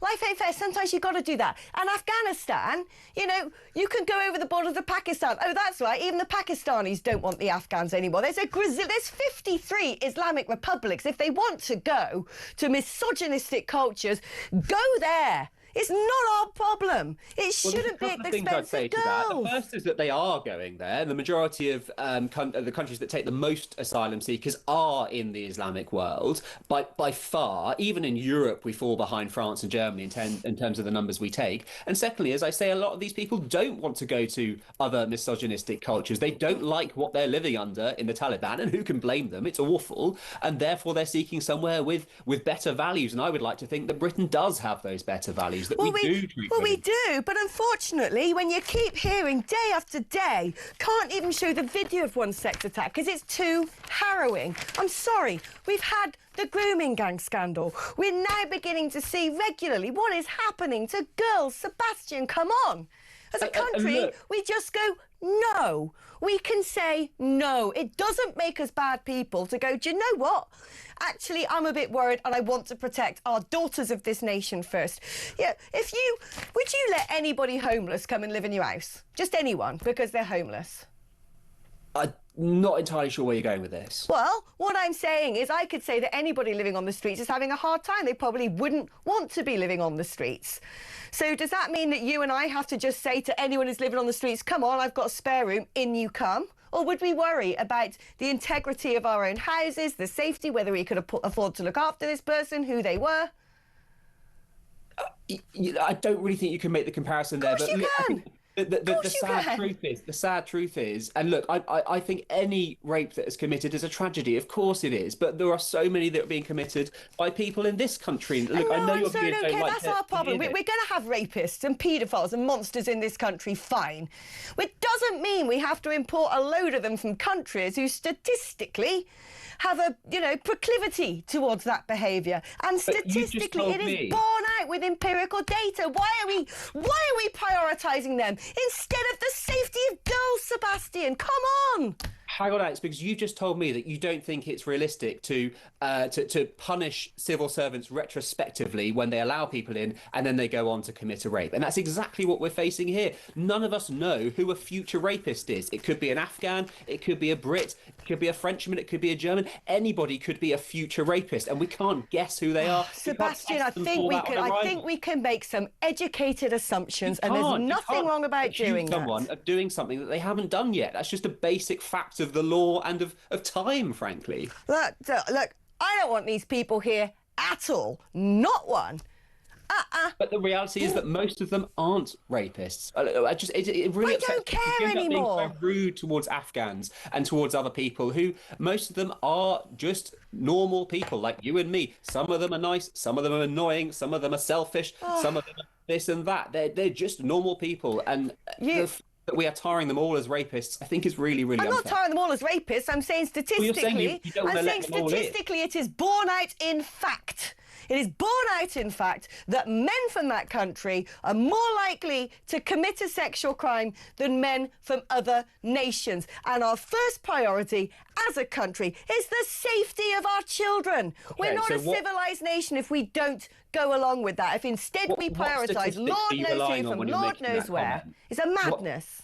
What stats are you relying on when you're making that? I made a whole documentary on this. You can go watch it on YouTube. Give me the give me the recap now very quickly. Oh, Just do give you want me to one actually number. Google it? Because I really don't have time to Please go and do. replay a If you whole wanna Google it, documentary. do. I But just feel want to free, hear the numbers feel that free back to up go and the watch statement it. that you're I making. don't have it at the top of my head. I'm not a blimmin' robot, but you can go and watch it straight after this if you like. It was The made reason with I the New asked- Culture Forum. It's called Europe's Rape Crisis, and every single statistic in that has been researched. It's come from the crime statistics of all the countries that publish crime statistics by nationality. It involves the incarceration statistics in this country, which is the only statistics we currently have. But you can just look actually by opening a newspaper every single day at what is going on. Or do you know what, Sebastian? How about one day you and I play a game of let's walk around London together. I will wear a dress, have my blonde hair out and some high heels. You can walk about 10 paces behind me. We'll go to certain neighbourhoods and you can see what people like me have to go through. Or perhaps you want to go and claim all these men are normal to the mothers of the girls whose lives have been destroyed. No, I don't doubt that at all, but I think you, I mean, I know you will, as my female friends and those in my life tell me, you get that from white men as well. I just don't not think in you the can same use that way. as an You argument to don't. say all brown men or all Afghans or something. Oh, you don't. You Really? don't. You don't, Sebastian. What you just what don't. are you trying to say? What are you trying to say? What I'm trying to say is there are certain cultures that persist, that think that women who perhaps are not from their culture, who aren't covered up with a hijab, are fair game, who don't have the same cultural mores as we do because they've not been brought up here, who've sat on their phone, looked at pornography, see a girl with blonde hair and think she's easy meat. That is reality. And until we can listen to women, until we can protect women and children, we're failing. We're failing as a country, and I'm fed up of people throwing moral superiority. Oh, you're a racist. Oh, that's not very kind. I don't care. I don't want one more girl's life destroyed by open-door immigration, which is dangerous. It is wrecking our country. It is wrecking our security. We don't know who are terrorists. We don't know who've committed offences. We don't know who's on the run for that reason. I don't care. It is reckless. It's like getting behind the wheel of a car high on drugs. Oh, some people might be able to drink 10 pints and drive perfectly safely. Other people can't. That's why you're not allowed to drink and drive. So no more of this nonsense where women are being made to feel like there's something wrong with them because men aren't listening when we're saying this can't continue. It's not okay.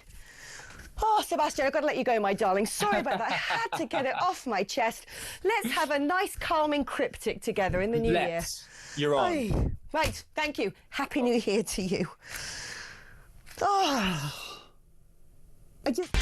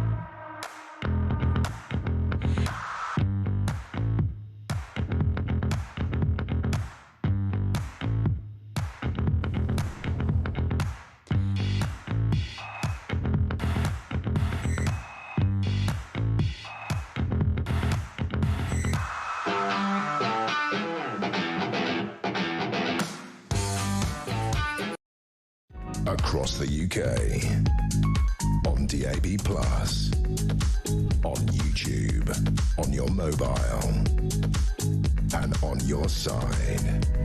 This is Talk. Blimey. I got very upset then, didn't I? No, but I really do feel desperate about this. Desperate. You know, it's like, why is no one listening? Why are they not doing anything about it? Oh, let's see if someone's got some answers for me, shall we? First of all, let's have a little voice note. This is Wayne. Good evening, Alex. This is Wayne from Erdington in Birmingham. Fantastic rant, Bab, and every word is absolutely correct. You could stand there all day with that idiot Sebastian. He can't see it. He doesn't want to see it. He's too left. He's absolutely bent left. Keep up the fight, love. You're an absolute warrior. Our women and girls deserve protecting, and if idiots like him can't do it, it's up to people like you to wake the nation up. You go, girl. When I think about it, it actually does bring tears to my eyes because I really care about this topic so much it could keep me awake at night. Oh, and I just hate this sick. Sebastian's not an idiot. I think Sebastian's brilliant. I like him a lot, but it's always cultish. You know, there's religiosity surrounding this topic now. You can't have common sense. There can be no such thing as the truth. The truth is now inverted. You know, oh, there's no such thing as Islamist, it's all the Jews. Or there's no such thing as, you know, dangerous open-door immigration, it's all racist instead, it's the far right.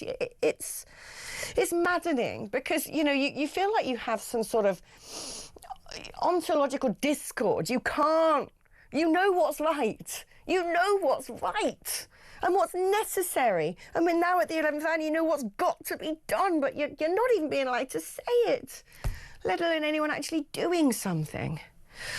Why? Let's speak to Mark in Lincolnshire. Hi, Mark. Hi, Alex. Love, you all right? Well, yeah. Worse, I've wound myself up into a bit of a flurry, if I'm honest with you. But I'm all right. Thank you for asking. You do have a habit of that, Alex. I don't blame you. It's very troubling for a woman in this country.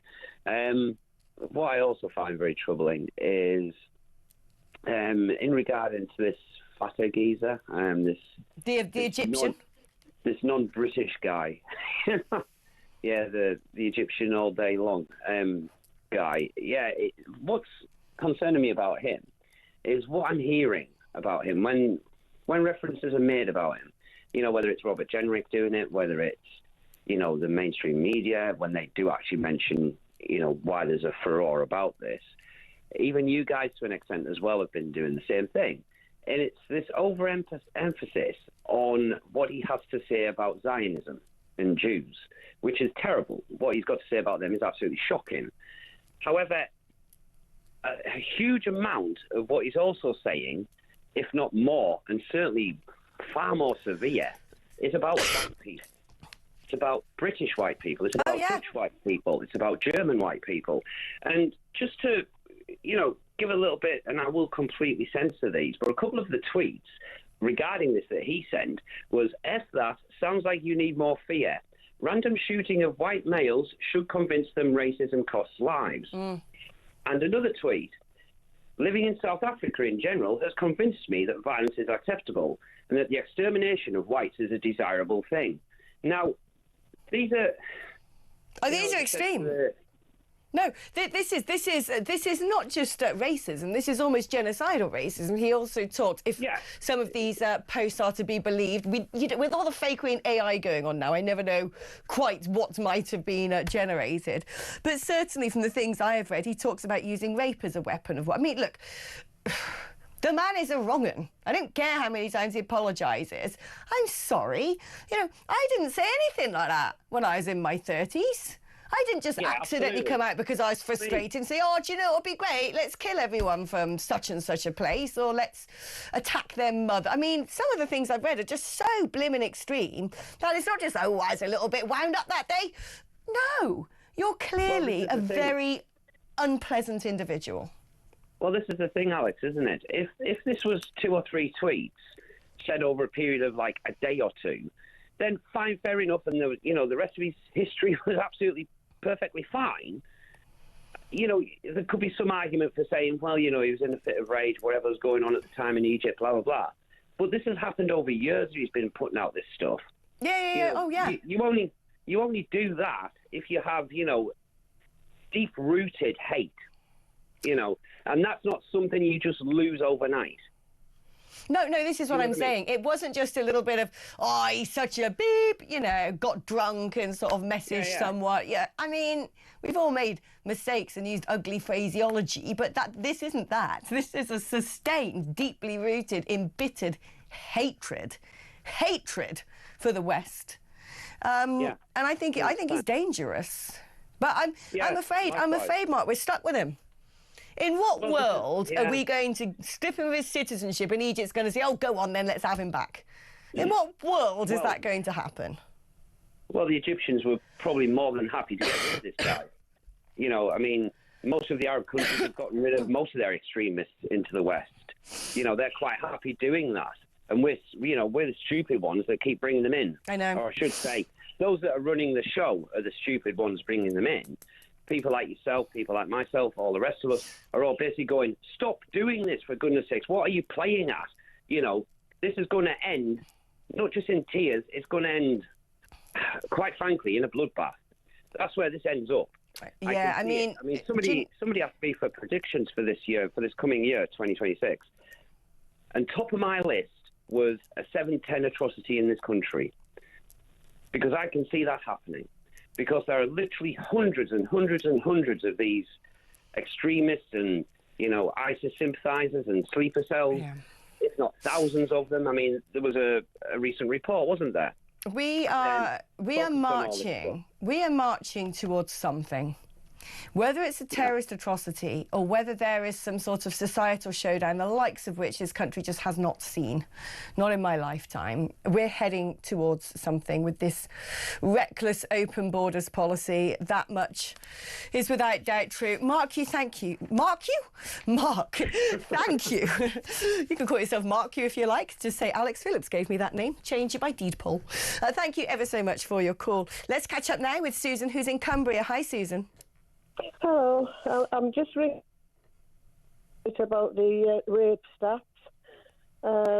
Having had a daughter who was raped, unfortunately, not by an Afghan or anybody else, but I do follow the stats, and it destroys whole families. Brothers, sisters, mothers, fathers, grandparents. It's wider than that, though. It wrecks the life of these poor young girls and all of their families and all of their friends, but also every other single young girl in the community who no longer feels safe, who has to walk around with that knot in their stomach that they may not be, you know, even if it's the middle of the day, that they might be at risk. It's changed the game totally. It's completely impinged upon the freedom, the security and the sense of peace of every single young woman in this country. The thing is, I have studied Islam, and I am sick of this gaslighting by our politicians. It is not a religion of peace. And it does call the Jews swine and the Christians swine. All non-believers are swine. I'm not going to, just for the reasons of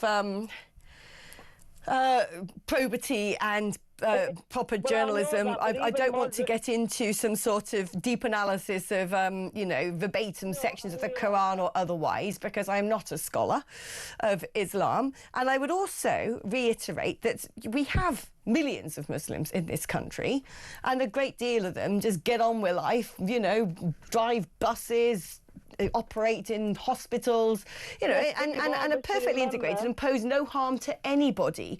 But they also suffer as the result of this ridiculous ignorance that there isn't an issue when we're importing people. I watched a video online the other day of 3 Muslim guys sitting there talking about how it'd be much better to live in Afghanistan because here in Britain there are nightclubs and people selling pork and alcohol. And I was like, well, go on then. Go on then. If you want, you know, to live by fundamental Islamism so much, go and do it. Don't do it here. But we're not able to have this conversation. And my concern is what is coming down the highway, as we know, is going to be censorship on having this conversation. Now, I've got to tread very carefully here because I don't want to ostracise, alienate or put at risk anybody who's a peacenik and is a good person, right? But at the same time, you will find a fellow traveller in me when it comes to voicing very serious concerns about this particular religion and some of its adherents, because, you know, you'd have to have cognitive dissonance to pretend that all the terrorist attacks that seem to have ever taken place are not Islamic. We know they are. And I know the statistics. But I don't know where we go from here, Susan. I have some ideas. One day, when I'm culture minister, maybe they'll be put into effect. Susan, thank you so much for your call. I've got to let you go, though, because once upon a time, I was able to keep up with the time, but now I can't, it seems. It's all loosey-goosey, and I've got to squeeze 2 segments into just 15 minutes, so wish me luck. Going to take a short break. When I come back, we're joined by Robert Bates.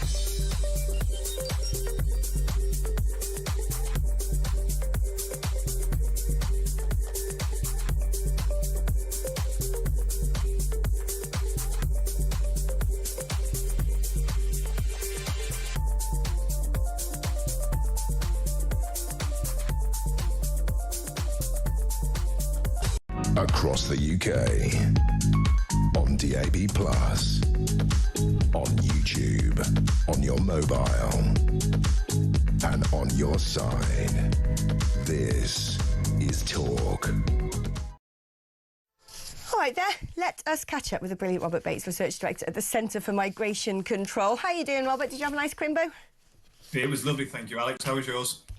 Well, yeah, it's all right, actually. Involved a lot of alcohol. I invented a game called Fireball, which involved every time someone unwrapped a present, you screwed it up and you had to either do like a special slam dunk shot into the open fire or various positions. It was complicated, but it was great fun. Probably a hazard, but no one got injured.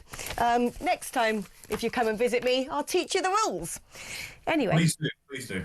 Yeah, Fireball, honestly, best thing ever.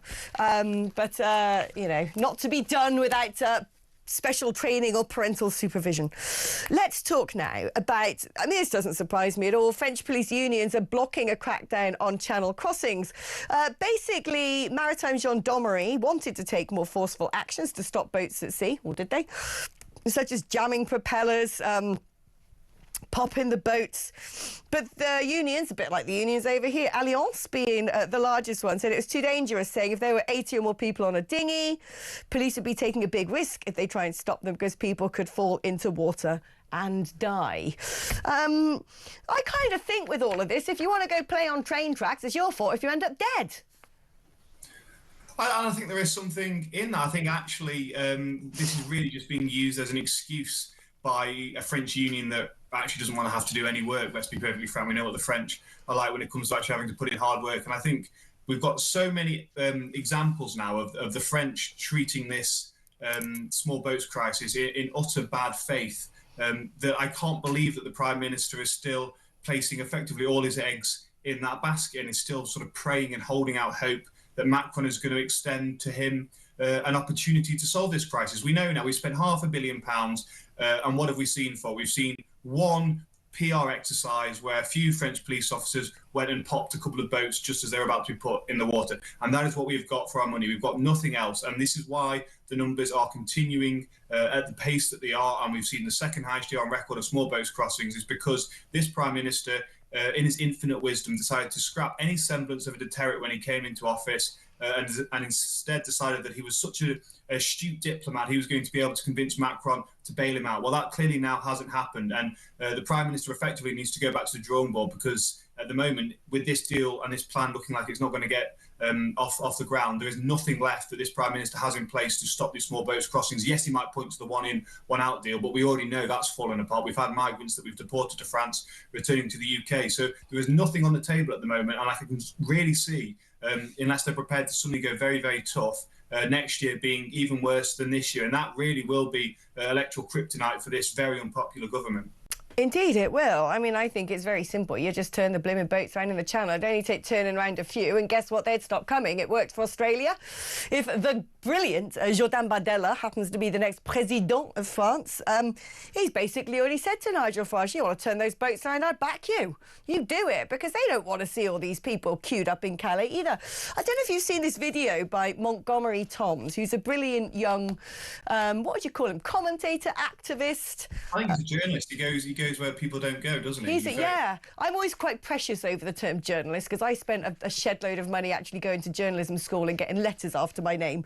But I am not against sort of saying it's been very good journalism. But he has got, I mean, it's staggering. He's filmed, you know, hordes of these migrants sitting at a railway station, crossing a zebra crossing. He says to the police, and the police are just like, buff, you know.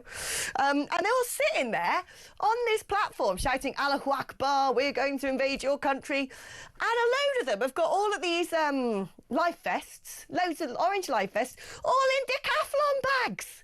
Well, we know where they bought those. Why on earth is this government not saying to Decathlon, every single one of your shops is going to be shut down in Britain unless you stop this, because you're part of the problem?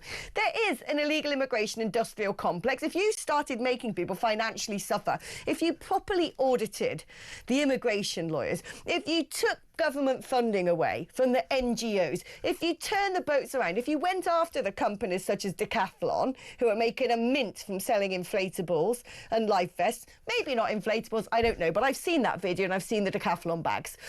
So I haven't, look, I should actually go to Decathlon for a comment on this. I have not done so. I don't mind doing that potentially for tomorrow's show. In fact, I think I ought to. Let's give that a go, shall we, and see what they have to say and play them the footage that you and I have both seen. But I just don't believe that hands are tied and this can't be stopped. They're little boats coming across a tiny stretch of water. Of course it can be stopped. It is. I mean, this, of course, we are the country that saw off Spanish Armada. We stopped Napoleon never even attempting. Hitler never even bothered putting in vessels in the water as well, because he knew it wasn't possible. But yet somehow we are outfoxed by a bloke going in and buying a rubber dinghy from a sports store. Of course, this was another promise that the Prime Minister actually made, that they were going to clamp down on the ability of migrants to access dinghies in the Calais area, and yet again nothing has happened. And I think really reporting such as this that we're talking about, and other individuals that have been to northern France have really indicated actually that the approach of the French police is to just throw their hands up in the air and go, what can we do? And I think in large part actually what we are seeing emerge in Calais, and we actually saw this on talkTV with their exclusive done by Isabel Oakeshott, was there are no-go zones now there. There are effectively areas where legal migrants have got generators set up. They're effectively creating miniature towns in woods, and the police dare go near that. So you are absolutely right that it is in the French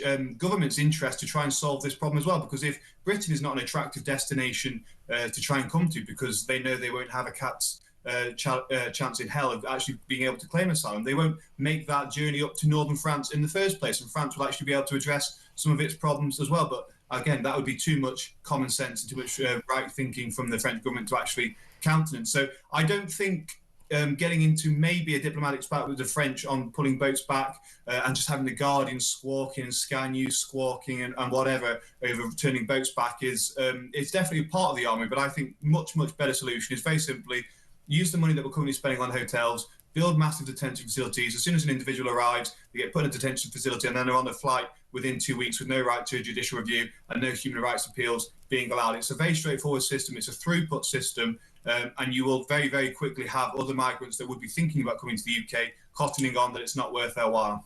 Oh, no, absolutely. A very good idea indeed, Mr. Bates. Thank you ever so much for your company. Happy New Year to you in advance.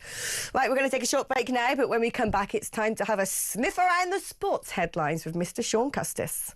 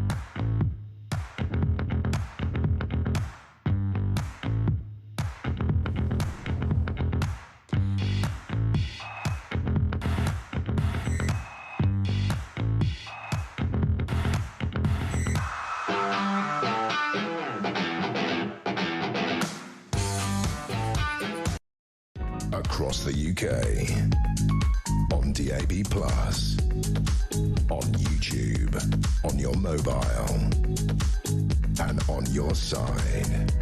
This is Talk. Hello, welcome back and welcome to Sean Custis. Happy, what do you call the bit between Christmas and New Year? I don't know. The weird bit. The weird bit, yeah. The weird bit. Happy weird bit to you. Happy pre-New Year's Eve. Yeah, exactly. That the bit where you're sort of, you know, just drinking still because you don't know what day of the week it is. You know what? I've tried to stop now. I've been going for so long, so I had a night off it last night. I'm going to have another night off it tonight. Yeah, and then before you know it, it's New Year's Eve, and it's like, way. Yeah. Now, let's talk about, this is a huge story. Anthony Joshua been in a pretty big car crash. Yeah, it's distressing news coming out of Nigeria, Lagos specifically, where Anthony Joshua had gone to visit family because he's got a bit of Nigerian heritage. And he'd gone there after the fight he had against Jake Paul. Which was against the YouTuber Jake Paul, which generated quite a lot of interest. And he was there, and it seems the SUV he was travelling in hit a stationary truck. He was in the back seat. It killed 2 people, killed 2 got away with no injuries at all. And Anthony Joshua was taken to hospital with minor injuries. And like TV cameras and everything were on it straight away. There are videos you can see of this, of him being helped into the back of a car to take him to hospital. You can see you can see people observing the scene. You can even see 2 dead bodies on the road before it's pixelated out. Local police are explaining that it was a collision and that a car lost control during an overtaking manoeuvre and crashed into the stationary truck by the side of the road. Jake Paul, actually, who I mentioned before, has posted that life is much more important than boxing. I'm praying for the lost lives, for AJ and anyone impacted by today's unfortunate accident. Joshua had actually posted a picture of himself playing table tennis not long before the crash. But, yeah, really nasty incident, and we wish him well.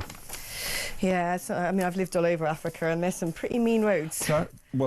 That particular road, which is the Lagos-Ibadan Expressway, I have been on it. I don't know the specific part of this, where they're talking about, but pretty much the expressways around Lagos are quite dangerous, quite to say the least. The rules of the road seem to go out the window a little bit. Well, no, a big tragedy there. Yeah, I mean, something he's going to have to mentally now cope with. Yeah, as well. absolutely. I think so. I think it must be very difficult. Anybody who's been involved in any major incident like that knows how difficult it is, and especially when 2 people have died. Indeed. Right. Quite tricky to segue from that into looking ahead to Aston Villa tomorrow night. There we go. I'm going to put on the handbrake and do a U-turn. The two managers have been talking about it. And Arteta, Arsenal are top of the league. Aston Villa are 3 points behind. And if they beat Arsenal at Arsenal tomorrow night, they'll be dead level. Nobody really expects Aston Villa to win the league. Unai Emery himself, who is the manager of Villa, doesn't expect to win the league either. But he used to be the manager of Arsenal. And they did beat Arsenal not that long ago. It was about 3 weeks ago. And Arteta, who's the manager of Arsenal, is wary of the fact that a man who used to manage Arsenal in Emery is coming for him, and Arteta says they have to use that defeat against Villa 3 weeks ago as motivation to win tomorrow night. And of course, if they win tomorrow night, Arsenal, they'd be 6 points clear of Villa. Villa, you'd think, would be more out of the title race, but it'll probably be on with Villa being in the mix along with Man City were they to win. And there's a chance Villa are on an incredible run. This would be their 12th league win in a row were they to win tomorrow night, which is quite something. Blimey, well, there you go. As a Goku who knows nothing about football, that sounds like a match to be watched. It is. It's one you should be watching, I think, tomorrow night. I'll be here, there's my excuse. 8:15 kick-off. I'll find a reason to not watch it. Although there's a big... So I'm going to... Actually, no, I have got a reason. I'll be on the train back home. There you go. Unfortunately, I'll be making my way back to the West Country. Oh, Yarbu sucks. Yeah. Right, now, who is... Ruben Amorim is the manager of Manchester United, and he's been talking about the fact that he's prepared to change and be flexible about his tactics. A lot of criticism he's had, the Man United boss, for sticking to this rigid system, which involves 3 defenders only, 3 defenders at the back, rather than switching around to play 4 as and when necessary. And he says the reason he didn't change it ever and wasn't more flexible was because all the nasty press people were saying you should change. And because we were saying you should change, he wouldn't, because his players would have thought he'd done it because of the press. Right. However, now he thinks he's at a point where he can, because when they played Newcastle and won the other night, he played with a different formation, caught Newcastle out a bit, to be honest. So it turns out all the sort of pundits and commentators and journalists like you were right. We're right, but he doesn't want to say that. He says he's doing it now because he thinks it's the right thing, which is quite amusing, I have to say. Right, and now Eddie Howe is under pressure. He is under a bit of pressure. How because so? Newcastle lost to Man United. They're not playing great. They've got a series of games coming up, which they should win. And they need to win. They play Burnley tomorrow night. Eddie really refuses to accept they're under pressure. He feels that they can kick on and they're going to be okay. But Burnley away should be a game Newcastle should win. They then play, I think, Crystal Palace and then Leeds United. Games they should win all of them. And if they don't, there'll be a few more questions asked about Mr. Howe. All right. And finally, Manchester City believe they'll get some character in a transfer called Antoine Semenyo. Antoine Semenyo, well done. Correct pronunciation, that is. He plays for Bournemouth. He's got a release clause, as we call it, of £65 million. Blimey. A bargain. A bargain. Which runs till 10th of January. So the likes of Man City and Liverpool want to activate that release clause. City think they're in the box seat to get him, and if they get him, that's more bad news for the other title challenge. Time will tell. Sean, pleasure to have your company. Stay tuned. There's a lot more coming up just after these advert breaks. Go make a gin and tonic, and I'll see you in just a moment.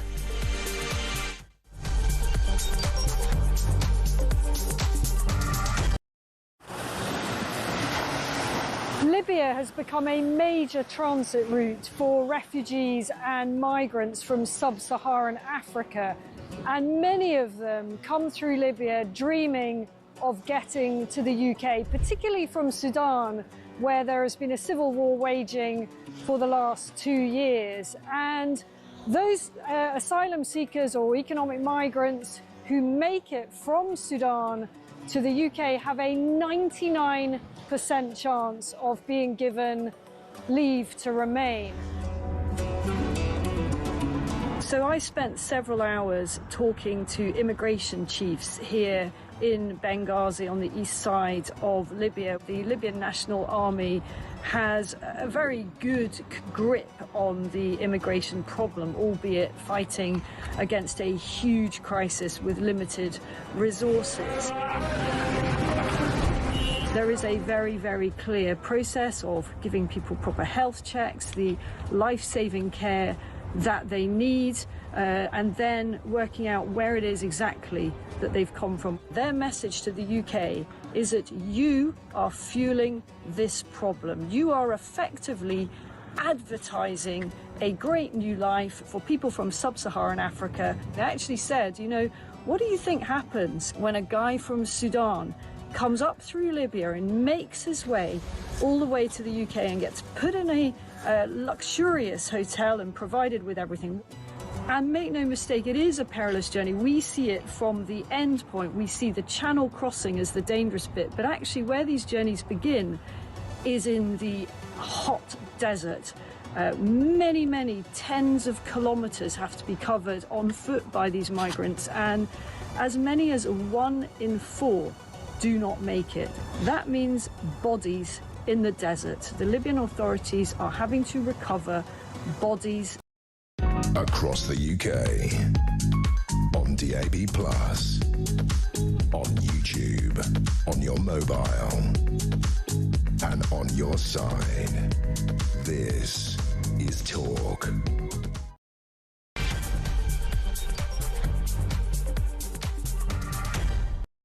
Hello there, welcome back. I'm with you for another hour. And then it's time to definitely pour yourself another stiff one and settle yourself into the evening. Who have we got coming up after me, Alicia? Duncan Barks. Oh, I love Duncan Barks. He's got a lovely mellifluous voice. Him of the King of the Airways. You know, Duncan Barks and I go well back. We used to work with each other briefly during UKIP days back in, gosh, like turn of the century, basically, right? 20 years ago. I love the Dunk. So you definitely want to stay tuned and let him keep you company. Talking about keeping us company, we're joined now by the brilliant Orla Minahane, who's a Reform candidate for Epping, to discuss Nigel Farage's plans for the capital. Now, that doesn't necessarily include Epping and Essex, but some other boroughs which bolt onto the side of Essex, because Nigel says he wants to seize control of 6 London councils next year, and wants to end the capital's reputation as a no-go zone for reform. He's looking at Bromley and Bexley, Havering and Barking and Dagenham, the sort of donut around London where the sort of old cockneys, among others, have tended to flee, who might be a little bit more minded to back Farage. Let's speak to Orla now. How are you doing, Orla? I'm well. How are you? Very, very good. How was your Crimbo, my love? It was lovely. Far too much food, too much drink, but you know that's the British way. So all good. Thank you. That is how we roll, baby. That's how we roll. You know, I was just and actually I am standing as a candidate in Epping and Thaden, which I'm really privileged to do. But I'm also really lucky to be working with Waltham Forest. So there's a fantastic team in Waltham Forest now. And that covers Walthamstow, Leighton, Hymes Park, Chinkford. And that would be one of these donut areas that you've discussed. We are launching a big campaign in January, as of next week, actually. And they are desperate for change in Waltham Forest. Ooh. They've had a Labour government since Labour council since 1965. Hey, you know, we had Sebastian Salick on earlier, who's a Labour councillor for Waltham Forest. So if he's still listening, you might be giving away your secrets. I mean, talk to me about the key issues in what let's call the donut of London, because for a long time ULEZ was certainly a big divider. A lot of people living out in that in those boroughs were affected by ULEZ being expanded out of the centre of the capital, out to where, you know, taxi drivers and white van men tend to reside. But what else do you think is going to titillate the voters in those parts? So, you know, if I give you an example again of Waltham Forest, so that Walthamstow, that East London area, so it's not as far in as Tower Hamlets, but it sits just outside. So they have got a horrendous problem with drug and knife crime. Right. That is, Waltham Forest had in 2024 had the worst knife crime and weapon seizures in London. There's a lot of gang violence. drugs, counting lines. So and because of that, then you get violent disorder. They also had a really terrible time with sexual violence. And I think that these are crimes that are mirrored across London. You have the bubble of Westminster and central London, which has got its own problems, of course. But when you go out slightly more to the residential areas, these are problems that affect school children, the elderly. And then you look at other things like the population explosion. People can't get GP appointments. Some of the NHS hospitals in our area, I'm not going to go into which ones because I don't want to get myself into trouble, but there is a huge NHS trust in East London, which is across 4 hospitals. It's absolute carnage in there. If you go into an A&E, where Streeting will say to you, oh, we're bringing down waiting lists, A&E is not like, it's rubbish. I was there with my son who went in with appendicitis. 24 hours later, we were still sitting there waiting for an emergency appendectomy. It is like a war zone in these hospitals. So these are all things that accumulate and just make people so disillusioned with how London is being managed and how crime is being managed. And a 31% uptick in crime in the last decade in London and the surrounding boroughs. It's madness. We need to get you on to do a head-to-head with Sebastian, because he was telling me that statistically crime is massively reduced, and he painted Waltham Forest like to be the Elysian Fields, where everyone is so happy and it's so peaceful. And I was like, really? Well, he must be living in a strange small bubble in his garden, but because he can't be. Look, don't get me wrong. There are obviously, every area has areas that are slightly more susceptible to crime than others. Of course they do. But as a whole, all he's got to do is Google and find out the crime statistics. It's not hard. So yeah, I'll have a head-to-head with him any day. Oh, yeah, don't tempt me. That sounds like a good idea. I mean, do you think when you're watching the news that this blimmin' Labour government just veer from one disaster to another? And I kind of feel like the importation, this campaign, do you know what, actually? Should we treat ourselves to something, Orla? As it's that weird time between Christmas and New Year. Let's open a late present, shall we? Because nothing has made me sort of put a wry smile on my face as much as this particular video. These are all the celebs who went out banging the drum for our little Egyptian friend. Thousands of miserable creatures in Torah prison, waiting for months, years sometimes, for judgments that never come. Will our cases never end, forgotten by the world outside the prison walls? Everyone in the prison is pale and miserable, even the cats. Their movements slow, their eyes spent and broken. I fell asleep, convinced of my fate. How would I bear it? Then came Khaled. The next day I got a message and a photo. Love at first sight. Love at first photo. The prison and its walls and its cats all vanished.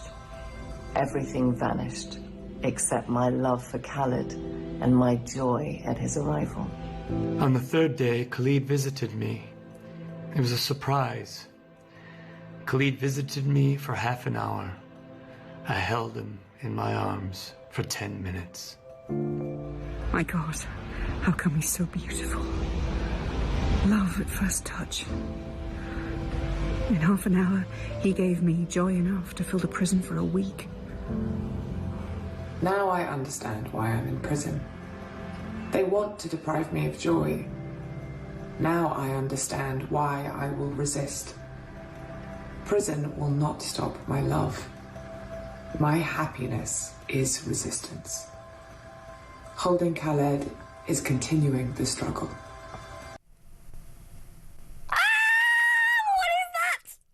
What is it? Do you know, Tekop just said to me, Alex, are you sure this is real and not AI? It's and like I was an audition. It's like an audition it's for a Broadway mental. show. It's mental. It's vomit-inducing, isn't it? The champagne socialists out in there, in force. I'm amazed they didn't get a bit of Lineker on there as well and a bit of Dawn French. But they are so deluded, these people. What are they talking about? He was pale. Well, of course he was. Look, how do they think that the people, if you look at the vile things that this man has said, how do you think that the people who were victims and have, like, you know, his anti-Semitism, all the things that he shouts about, all this social media, and then look at the other side of it and look at the Lucy Connollys. I'm sure she wasn't coming out of prison with a nice tan either. You know, they're talking absolute nonsense. It's so crazy. So when Tekop said to me, "You sure this is real? You sure that's not AI?" There's actually an AI version where the celebs are reading out all those horrific tweets he made, and I'm like, that is absolutely priceless. But these people, it shows how vacuous, how sanctimonious, how fake, how desperate and grasping and actually morally bankrupt these Hollywood stars are. Also, why did they all have, like, really white rooms? I don't know. They're not like colour on their walls? What's wrong Why with are them? they so close up? I mean, I'm quite close up to the camera now, but I mean, it's the desperation in their voices. It just is so disingenuous. And I actually wonder, do they understand what they are saying? They don't care. Do you know what I want to do? I've got a little plan in the new year. I know a few people who work as agents, right? And I thought to myself, it would be really fun to sort of, you know, send a little script around to all of these do-gooder celebs and say, oh, you know, there's a man in prison and he shouldn't be there, and isn't it sad? And they can all read out testimonies to, like, I don't know, some sort of Fred West type character, and just shame them all. Shame them all for just being the sort of, you know, they'll jump on anything, won't they? It don't matter who it affects, or, you know, it doesn't matter if this man is basically a wannabe terrorist. But they'll just read anything if they think they're looking good. Do they know him? Are they friends of his? Have they met him, or are they just? What? It's utterly weird. It's, you know, why have they taken it upon themselves to martyr this man? I don't understand it. It is. How does this work? That's what I want to know. Is it a case of some sort of agent goes, listen, guys, we got to do something? It's going to be, look, the person behind this is clearly either a sort of very effete metrosexual male or one of those really annoying middle-class women who are like, oh, deportation's so cruel. It's against human rights. Refugees welcome. Trans lives matter. Get down on one knee to anything. But ultimately, the thing is, they're saying they keep saying he's a British citizen. He's a British. Do you know how many citizenships were given out since 2024? Oh, don't tell me. Here, 270,000 British citizens. They'll give it to a dog or a cat next. So it doesn't mean that they're British citizens. They just happen to be given a British citizenship. And the thing is, we have to get to a point where we say, are we giving these away to anybody and everybody, which is what we seem to be doing, with zero due diligence on who these people are. Zero scrutiny. I love the fact within, 10 minutes of Sir Keir Starmer's badly judged tweet, X had basically done all the work of scrutiny that the Home Office should have been doing for the past 10 years. Yep, I know. It's absolutely crazy. And do you know what? A fun fact, we've given out the same amount of citizenships to the UK in 2 years as Japan has since 1967. Blimey, that doesn't surprise me. And even Japan are going, they got a problem with immigration. Not like us, sunshine. They've probably got about 3 people. They got that right-wing, that cool woman now in charge of Japan who's like really right-wing. He's like, we're not having asylum seekers here. I'm like, can we import her? Can we give her British citizenship, We'll have please? a bit of her and a bit of the Italian PM as well. Let's get them on board. Oh, do you know, I love Georgia. The thing that really upsets me about Giorgia Meloni is she wants to do so much, but because of how indebted Italy is to the EU, von der Leyen can just go round, pick up the phone and be like, right, we'll bankrupt your country tomorrow unless you do this. Otherwise, that woman would have just monstered everything. She's brilliant. I love her. She's such a babe. Red tape everywhere, not just us. Yeah. Now, I've got... before we talk about Nigel Farage, have you seen Jordan Bardella talking about really cool potential EU leaders? No, I have not. Have you got another present for us to see? Oh! Well, he's probably going to be the next president of France. I mean, not just all the polling. He's Marine Le Pen's protégé, and she's probably not going to be allowed to stand in the presidential election because of lawfare.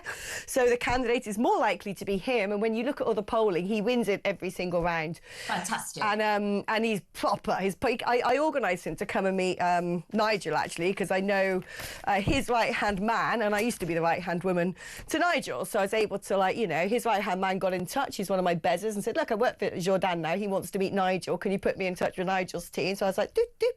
Did that. And because I'm a fluent French speaker, I decided to be present as the interlocutor because Jordan doesn't have fluent French and he does have fluent French, doesn't have fluent Not English. yeah, And that's good, Nigel's grasp of French is like something from a Carry On film.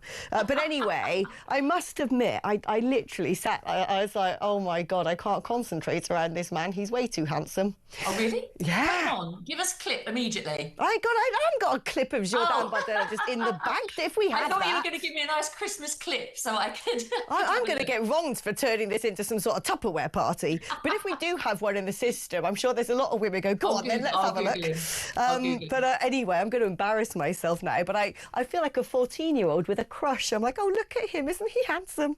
Well, anything's an improvement on Macron, in fairness. Yeah, to be fair, that was a very low bar. Now, let's talk about a boy Nigel, because I'm afraid, Orla, I don't really agree with this. And I don't find myself, there's a couple of things lately that I'm like, don't agree with that and don't agree with that. The first one was welcoming the endorsement of Bonnie Blue. I could have, I literally was like, what are you doing? This is mad. Yeah, so I had, and I'll be absolutely honest with you, I had so many people come at me on X and Instagram saying, how can you do the stuff that you do with the Pink Ladies movement, etc., and be working with an organisation such as Reform that is, you know, happy with Bonnie Blue's endorsement. And ridiculous. I will be honest, it was a it was a bit of a dark couple of hours because I thought... I mean, to be fair, she goes against everything. Oh, she's vile. You know, I actually think people like her are as dangerous as these unvetted men. If not more so. I agree, because the thing is, she's all over the internet. She's the one that is saying, look what British girls are like. You know, she's almost like the poster girl, God help us, for the UK. And that is terrifying. Terrifying. And then we wonder why these men are coming over saying, oh, well, we didn't realise it was a problem doing that. Exactly. It's no, but awful. also she's normalising some of this horrific, degrading, vile, bestial treatment of women to a whole generation of girls who think it's a good way to make a quick buck. It's the most sinister thing I've ever seen. And I mean, it's not even a quick... I mean, she has to be mentally unwell. She has to be unhinged in some way. Well, the thing is, that's what you kind of want. But whenever she presents herself, she looks kind of wired up and her mum's helping her with the business or something, for crying out loud. Yeah, it's but terrifying. I tell you what, I mean, all I can assume is that they didn't really know much about her.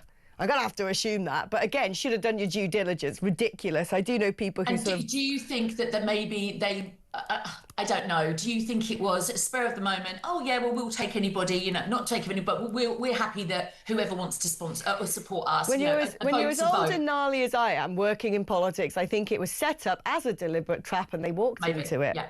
Anyway, that wasn't what I was going to ask you about. What I don't agree with in today's press, and it's not that I don't agree with the spirit of the proposal. I disagree with it on two fronts here. So this is Nigel saying you'll strip pensions from civil servants who let in foreign rapists. Now, look, Orla, you and I are totally on the same page when it comes to blood on the hands of the people who are enabling these medieval misogynistic brutes to come into this country with their attitudes and wreak havoc, to put it mildly.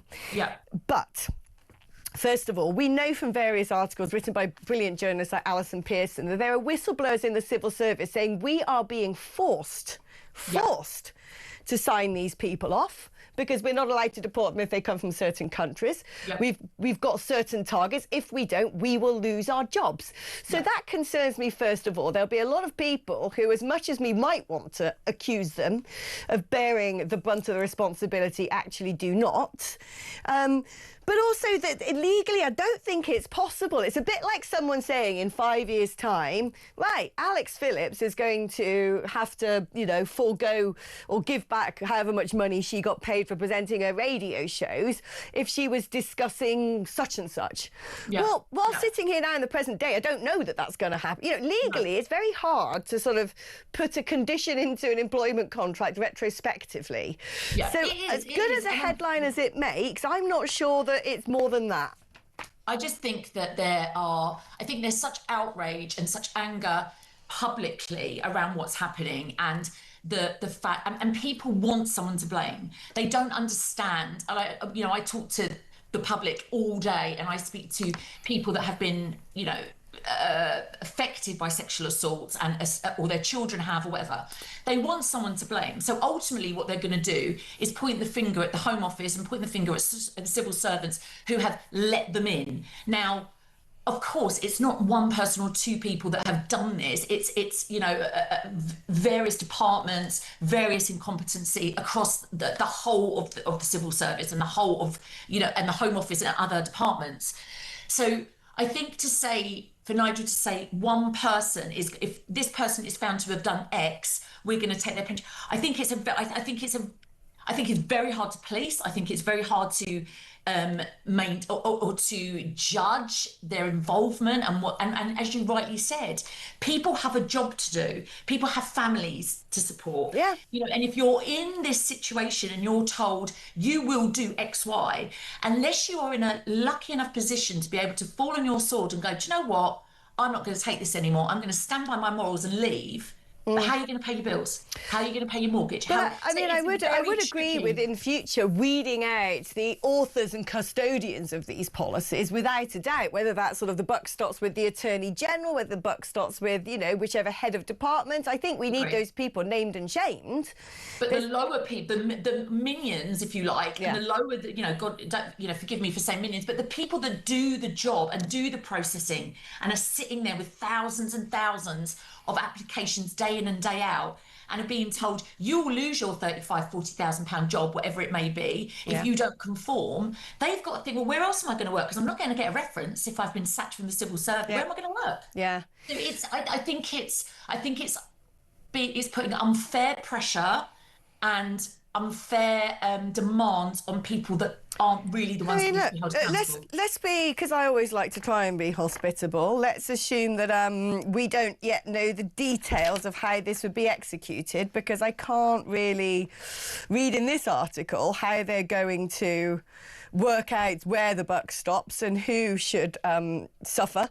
It says the reform government will create a new criminal offence of dishonestly determining an asylum claim, punishable by up to 2 years imprisonment. We will stop civil service pension payments, ultimately strip pensions in the most egregious cases. Oh, my favourite word, egregious.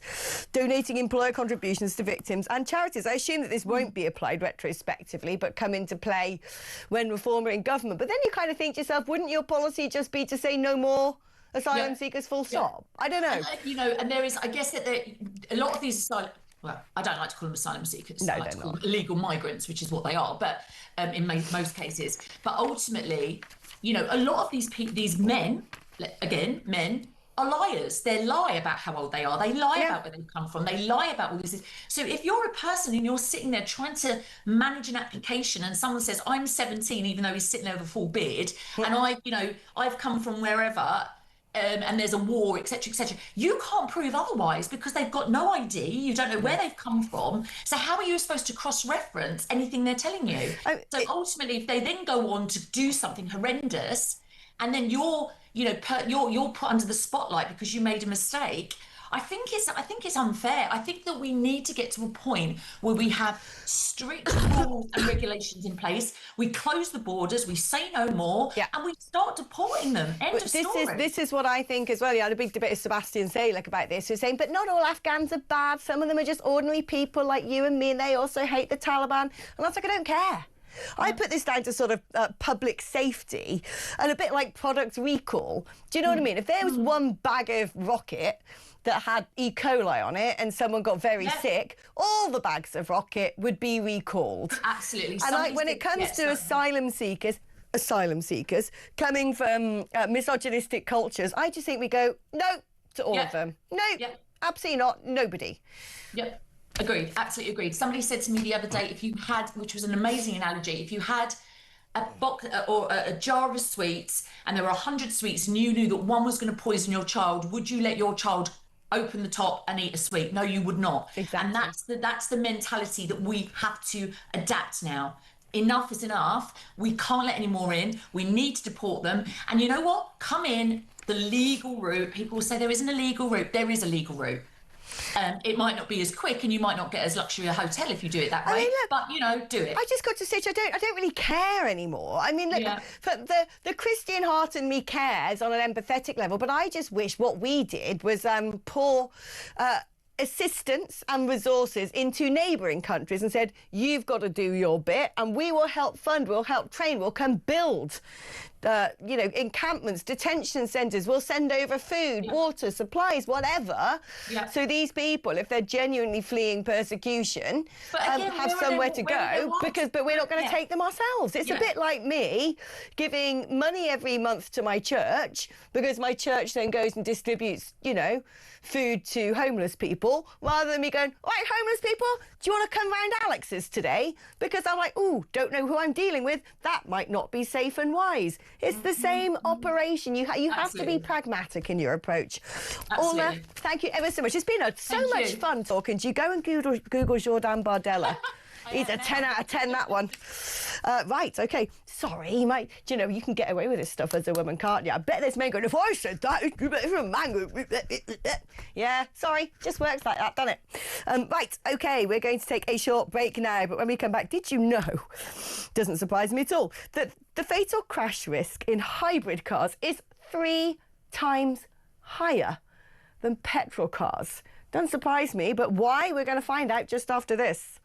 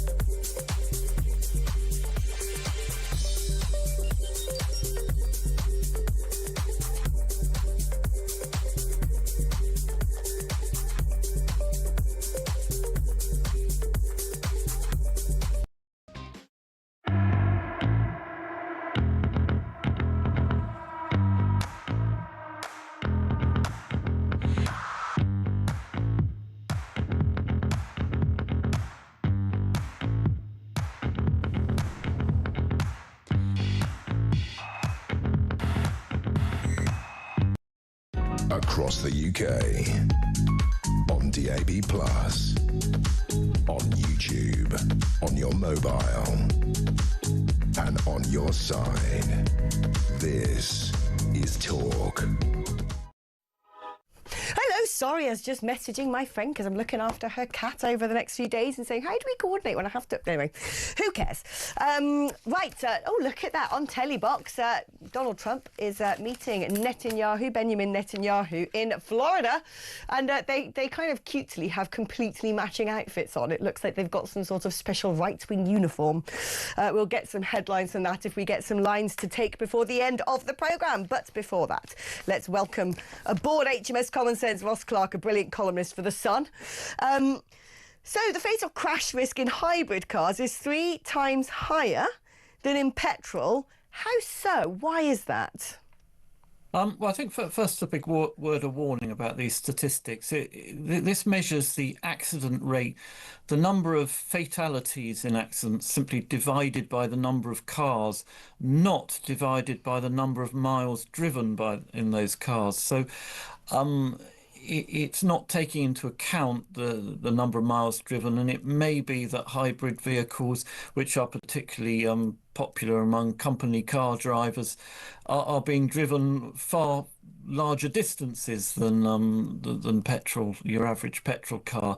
But that said, it is still an alarming difference to have a sort of accident rate that's 3 times as high. I mean, some people have been suggesting this might be because battery fires, sort of fires you get in electric vehicles are particularly dangerous ones, difficult to put out, combined combine that with the explosive fuel in a petrol fuel tank, and you've got a recipe for big fires. But as I say, these statistics, just raw statistics, they're not really telling us how people are dying. They're not sort of relating it to fires or anything.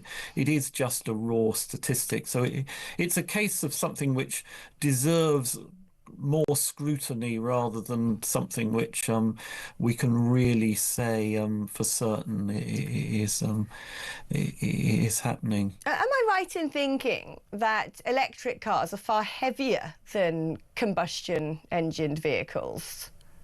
Yes, they are. Electric cars, the battery weight, it makes them rather heavy. It also to be added that electric cars had the lowest fatality rate. So something interesting going on there. It might be explained by the differences in how these vehicles are being used. But well, that one could be down to mileage, though, I suppose, because a lot of electric vehicles seem to only be able to go about 2 miles before they need a top up. Well, it could well be down to differences in, as I said, in differences in the number of miles driven in different sorts of vehicles, and also the different sorts of miles. It's much safer to drive on urban roads or motorways than it is on rural roads, and rural drivers tend not to buy electric cars so much because the difficulties of recharging in a rural area. So I say there's lots of things going on with the statistics. We can't really say for certain that it is unsafe to drive a hybrid vehicle and it's very safe to drive an electric vehicle. Hybrid vehicles also, of course, have a lot quite a heavier than petrol and diesel vehicles generally, because they combine an engine and a battery. So I think as well that I remember when I went to get my car a year ago, and I went to the dealership and they were sort of suggesting, would I like to look at a hybrid? And I thought, oh, maybe.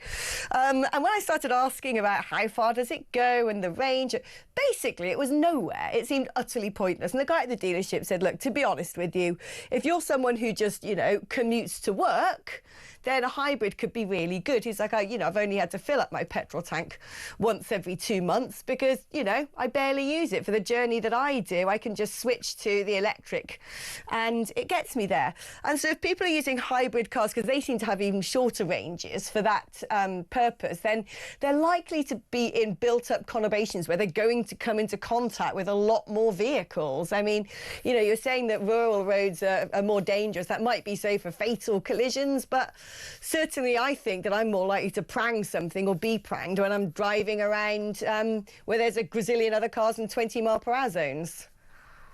Yes, you're more likely to have a sort of minor prang in a built-up environment because you're going to meet more vehicles. But yeah, it's the fatalities, and these statistics did relate to fatalities. They're significantly higher on rural roads. I mean, for a variety of reasons. I mean, rural roads tend not to have very good speed limits. They're lined with trees, and people driving long distances tend to, some of them can exceed the speed limit and because there's no speed cameras, fewer speed cameras and so on. People don't know how to drive on.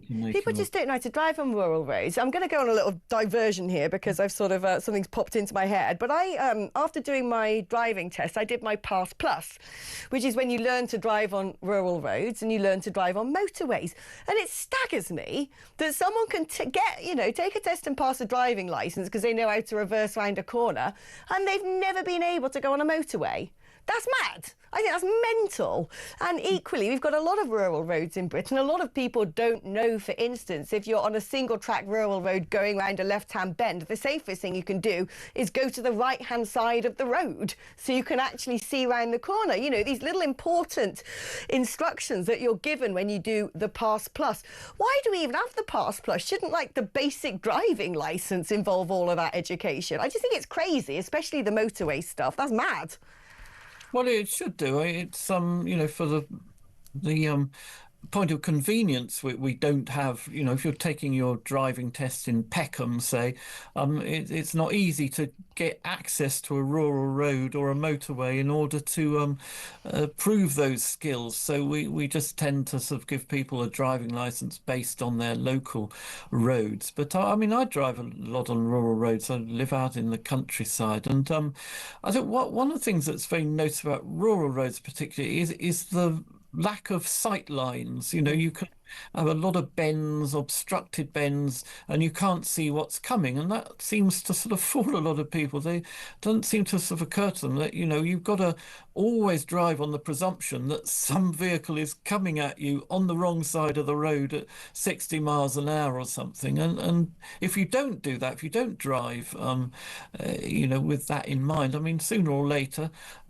something will be coming at you round a bend on the wrong side of the road, and you will crash into it. So yeah, there's a lot of sort of driving education could be done on that. But on the subject of hybrids, I mean, I wanted a hybrid last time I changed my car, about 3 years ago. I went out with the intention of buying a hybrid. Because, you know, I don't do many short journeys, but I do quite a few long ones. And I ended up buying a diesel car in the end, a classic diesel car. And the reason was, I mean, all these hybrid cars, they only did sort of 20 miles on an electric charge. Right. Which won't even get me into the nearest town and back. So it did seem a little bit pointless. That I think the design, the way that hybrids are engineered, they're engineered more to get round the rules on taxation, particularly company car taxation, than on common sense. I mean, common sense should say you should have basically an electric car with a little petrol engine, and you don't need a big petrol engine, just a little petrol engine to keep the battery charged so that you can cover long distances. But, you know, the motor industry just isn't producing cars like that. They put in a 2-litre engine, and then they put in a load of batteries as well, and the whole thing becomes excessively complex, excessively heavy. And if that is contributing to the higher fatality rate, I don't know, not sure, but you know, that will be put a lot of people off buying hybrids, I'm sure. I must admit, I'm a stickler. I'm sticking with my petrol engine, and I live in hope that the combustion engine is going to have a glorious revolution with biofuels or something. Let's see what Formula One does and how popular that is, because very often that technology is passed down. I'm going to let you go now, Ross, because as per usual, I'm running over time, but always fascinating having a chit-chat with you. Right, OK, let's take a short break now. When we come back, let's get an update from Rear Admiral Dr. Chris Parry on the latest in Ukraine and Russia.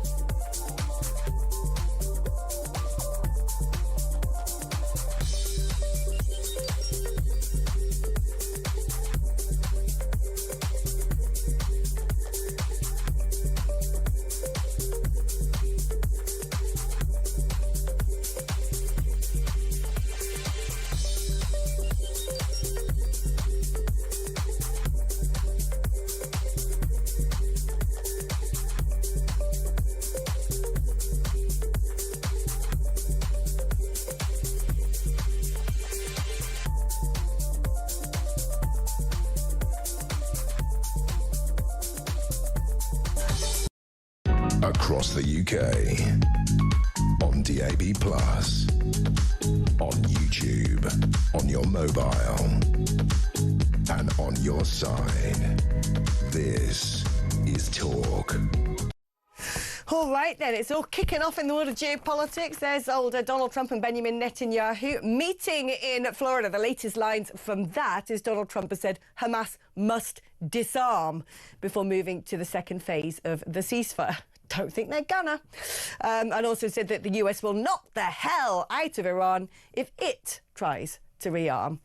Well, he's talking tough. I think that means that we probably have to anticipate those pro-Pally contests are going to go on and on. Did you see the footage inside Westfield Shopping Centre in London? I don't know if you've seen that or not, but if you haven't, blimmin' heck, they're out there in force, all the pro-Pallies.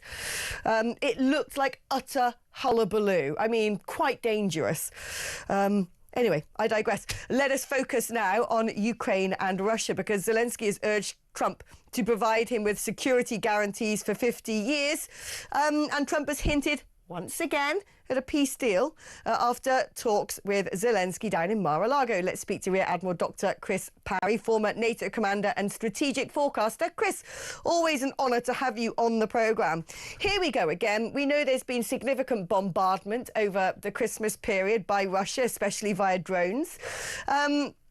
We keep hearing that, Trump has spoken to Zelensky about third or fourth time now, isn't it? And then he's, had a chat with Putin. Part of me just doesn't think the two are ever going to be able to be on the same page. Well, Happy New Year, Alex. Happy New Year, everybody. Well, it's a game of poker, Alex, and people are sort of putting stuff on the table. They're hiding their cards. The bombardments are all part of trying to damage as much of the other side's infrastructure as they can before they get to peace talks.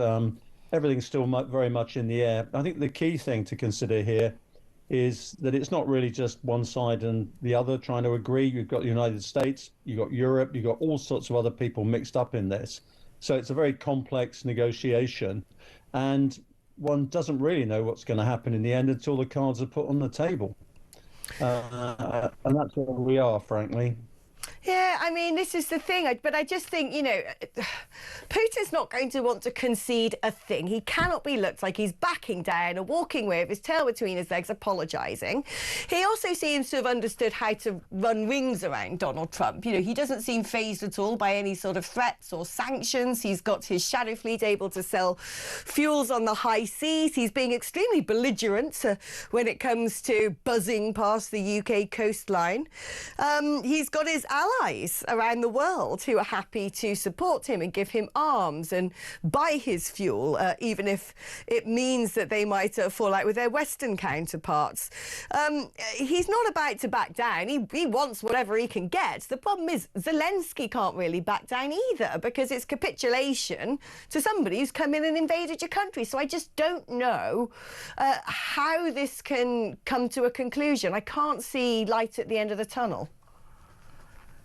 Well, I think, Alex, you're absolutely right about what you say about Russia. They are being supported by China, Iran, North Korea, but only up to a point. And my contacts in Russia, the academic community, are saying, look, people are really suffering now and nothing's working. I saw an ex-general complaining, he's still alive, by the way, complaining about the state of Russia. And Putin is using all the sorts of ways and to get around sanctions and things like that. He's going to make a massive decrease in the oil price, and that can be engineered, really pay for this war. It's as simple as that. They're also suffering on the battlefield. They're losing a lot of people, and the equipment is being replaced. Of course, it is by their allies in China, Russia, China, Iran, North Korea. But that can only go on for so long, to tell you the truth. The key point is Russia will come to terms when it to. That's the. I heard say. We're losing your connection a little bit there, Chris. For whatever reason, we're going in and out. We're only getting every other word. So we might have to, unfortunately, come to a premature end, because unless we can actually hear the brilliant, wise, erudite insights that Chris has to give us, it's like trying to sort of, I don't know, unlock the Enigma code, isn't it? But thank you very much to Dr. Chris Parry, who's always welcome on this programme, a brilliant man indeed. He's been really getting it, a bit of shtick online for some of his bold comments. Kind of agree with every single one of them. The good news is, though, after the break, we've now got a lot of time to talk, you and I. So why don't you give this number a call, 03444 99 1000. And also we'll welcome Mr. Duncan Barks in during a handover. He's already wandered into the gallery and waved a little bottle through the glass, and I couldn't see what it was. And I was like, what is it? What is it? The man's only just gone and bought me proper yokely rustic Perry from Hampshire. Well, hey, he knows what a girl likes, a girl like me. I cannot wait to lock my lips around that. Oh, Perry, it's the drink of the gods. Although, being a girl from Gloucestershire, I would say the finest Perry, without doubt, comes from the Forest of Dean. But I'm looking forward to trying the amber nectar he has brought. Anyway, I'm going to read some of your messages after this, but roll up, because it's your last opportunity to give us a call as well. 0344 499 1000 at your normal network rates. Back after this.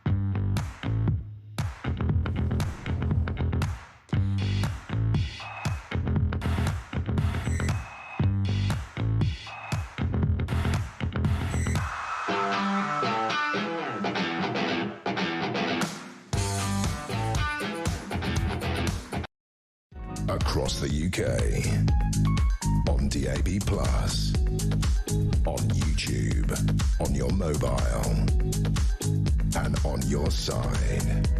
This is Talk.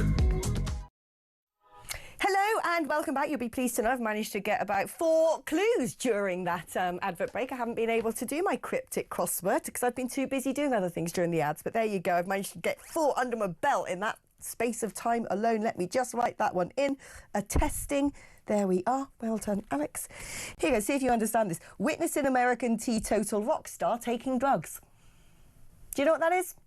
It's attesting. Why? Because American is A, teetotal is TT, the rock star is Sting, and the drug is E for ecstasy. Attesting, meaning witnessing. There you go. I'm a smart old bird, aren't I? Like I told you, my dad taught me well. Right, let's hit up. Oh, look at this. We don't just have 2 callers. We have 2 of the greatest, most regular callers of all time on Talk at the same time. This is going to be fun. Let's speak to Georgina in London first. Hi, Georgina. Hello, my darling, and I hope you've had a wonderful Christmas, Alex. It's been all right. It's been okay. In fact, it's been great. Yes, it's been full of cheer. Oh, well, that's good. Well, listen, I'd like to know what actually is the criteria for not being allowed to stay in Britain, because I'm more than concerned, Alex, that this Mr. Al Fatah, who's blatantly expressed his views on X about his desire to kill white people, amongst others, has been warmly welcomed by our Prime Minister and his cabinet. A Prime Minister who supposedly waged war on hate speech and racism and is not adverse to having people incarcerated for hurty tweets. But a Prime Minister... Do you know, there's just 2 words I have to say to you, Georgina. 2-tier. Yeah, I know. That's what it is, isn't it? Yeah, but Alex, you know, that this guy is welcoming Islamic extremists who would like nothing better, my darling, than to wipe us off the face of the earth. And who isn't afraid to air his views on social media. How blatant have these Islamic extremists got to be? Well, I know, and it's, you know, there's the old adage, isn't there? When someone shows you who they are, believe them. And it seems to me like that is what we should do in the case of this man. And I'm afraid I don't buy this idea that nobody knew about what he'd said on social media. I think Egypt have turned around and said, you had the full dossier. You knew all of this stuff. Everyone knew all of this stuff. Well, if it took the community on X all of about 10 minutes to dig up these archaic tweets, why has it taken 10 years for the Home Office not to be able to do the same? Well, it's absolute cobblers. That's what it is. They are telling us in no uncertain terms, these Islamic extremists, what their intentions are, Alex, and this government still looks upon them as friends. If it wasn't so serious, my darling, it would be farcical. If what Mr. Al-Fattah has said isn't considered to be hate speech by Keir Starmer, then I don't know what is. And if this isn't enough to come to the conclusion that our present government is batting for the wrong side, then you must be blind, deaf and dumb. He couldn't have made it any clearer if he just spat in our faces. This man should not have been let within a farmer's mile of the United Kingdom, let alone be welcomed with open arms by the very man who's supposed to have our best interests and the best interests of our country at heart. And if we don't stand up, Alex, and make it crystal clear that we will no longer tolerate these dangerous Islamic extremists being allowed into our country, extremists that only wish to do us harm, then this country, our culture, our heritage and our very existence is in dire jeopardy.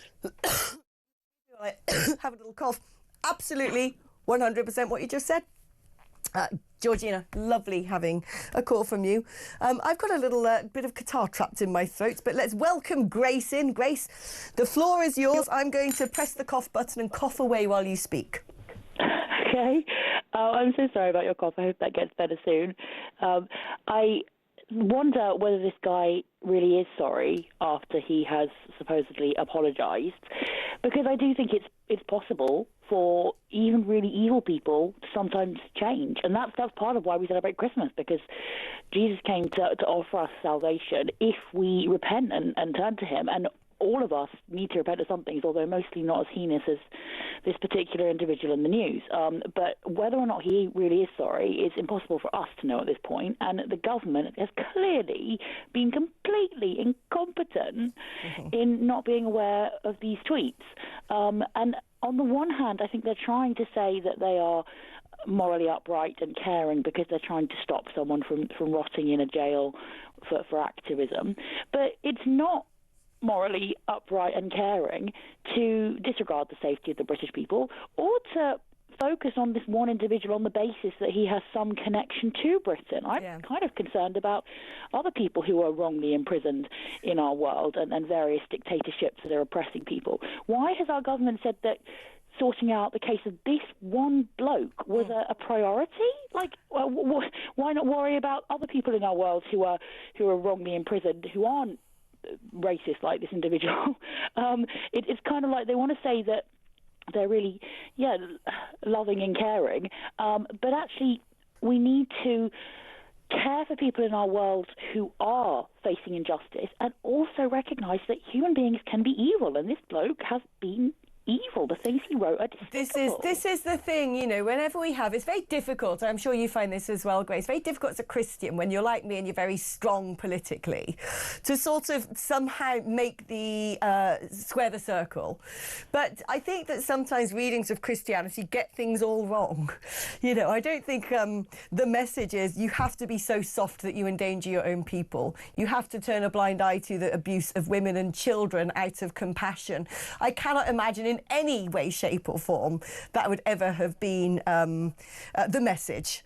And also when it comes to open door immigration, yes, we have to treat the foreigner like you treat your own, is the message in the Bible. Well, if someone commits a crime or if someone is dangerous amongst our own, we deal with them accordingly, as should be the case with the foreigner. It's very easy. You treat people with compassion, but also common sense, which sadly the government seems to lack. Grace, always lovely to hear from you, my darling. Look who's here. It's Mr. Duncan Barks, my new favourite person on the planet. Why so? Because you've brought me Mr. Whitehead's Midnight Special 5% Perry, and I can't wait. I'm going to open this and have it right now. I thought you'd like it. So earlier this year, I came and did some shows with you and went through the papers, and I know you're a big cider fan. I am. And I live in the wilds of Sussex, and just over the Sussex border in a place called Hampshire, there's a great pub in Petersfield. You ought to go there. It's called the Harrow Inn in Steep. And it's very old-fashioned, only accepts cash, no kids in the bar, rare roast beef ploughmans, cask behind the bar where they have a little tap on it, and they sell bottles of that. So when I was last there, I thought you might like to try some. I love it. Yeah. Can I say Hampshire's very good for cider. New Forest cider are very good. Yeah. And do you know what I think is the mark of a good cider? Is whether you get a facial tick. Right. So you don't get this from all your sort of, your rubbish ciders on tap in pubs, which are 30% apple juice, CO2, water, especially not those ones with fruit flavours. Yeah, you've got to have 100%. And this has got it. Is Ready? that good? Have you had it before? There's the tick. Ow! Oh! Oh! I should have bought you some more for your journey home. That's really good. Is it good? That is amazing. Yeah. Well, I'm glad you like it. That's actually really good. That's stunningly good. Yeah. It's got a slight bit of effervescence, which I'm assuming is sort of dust? Natural. Well, no, because sometimes with cider, some people back carbonate, which in the strict world of cider is not allowed. No. What you do, though, a bit like champagne, is a fermentation process with the natural yeast carries on, and then it ends up becoming a little bit bubbly. But that's a winner, that is. What's it called again? Midnight what? Midnight Special, Mr. Whitehead's. So there you are. There you go. And I'm not doing this on air because I want to encourage people to send me bottles of cider and perry, but, don't let that hold you back. No. I'm glad you like it. I'm pleased. It's been in my cupboard in my kitchen for about 4 months. So I don't know if that adds to the flavour. That's really good. It's all right, isn't it?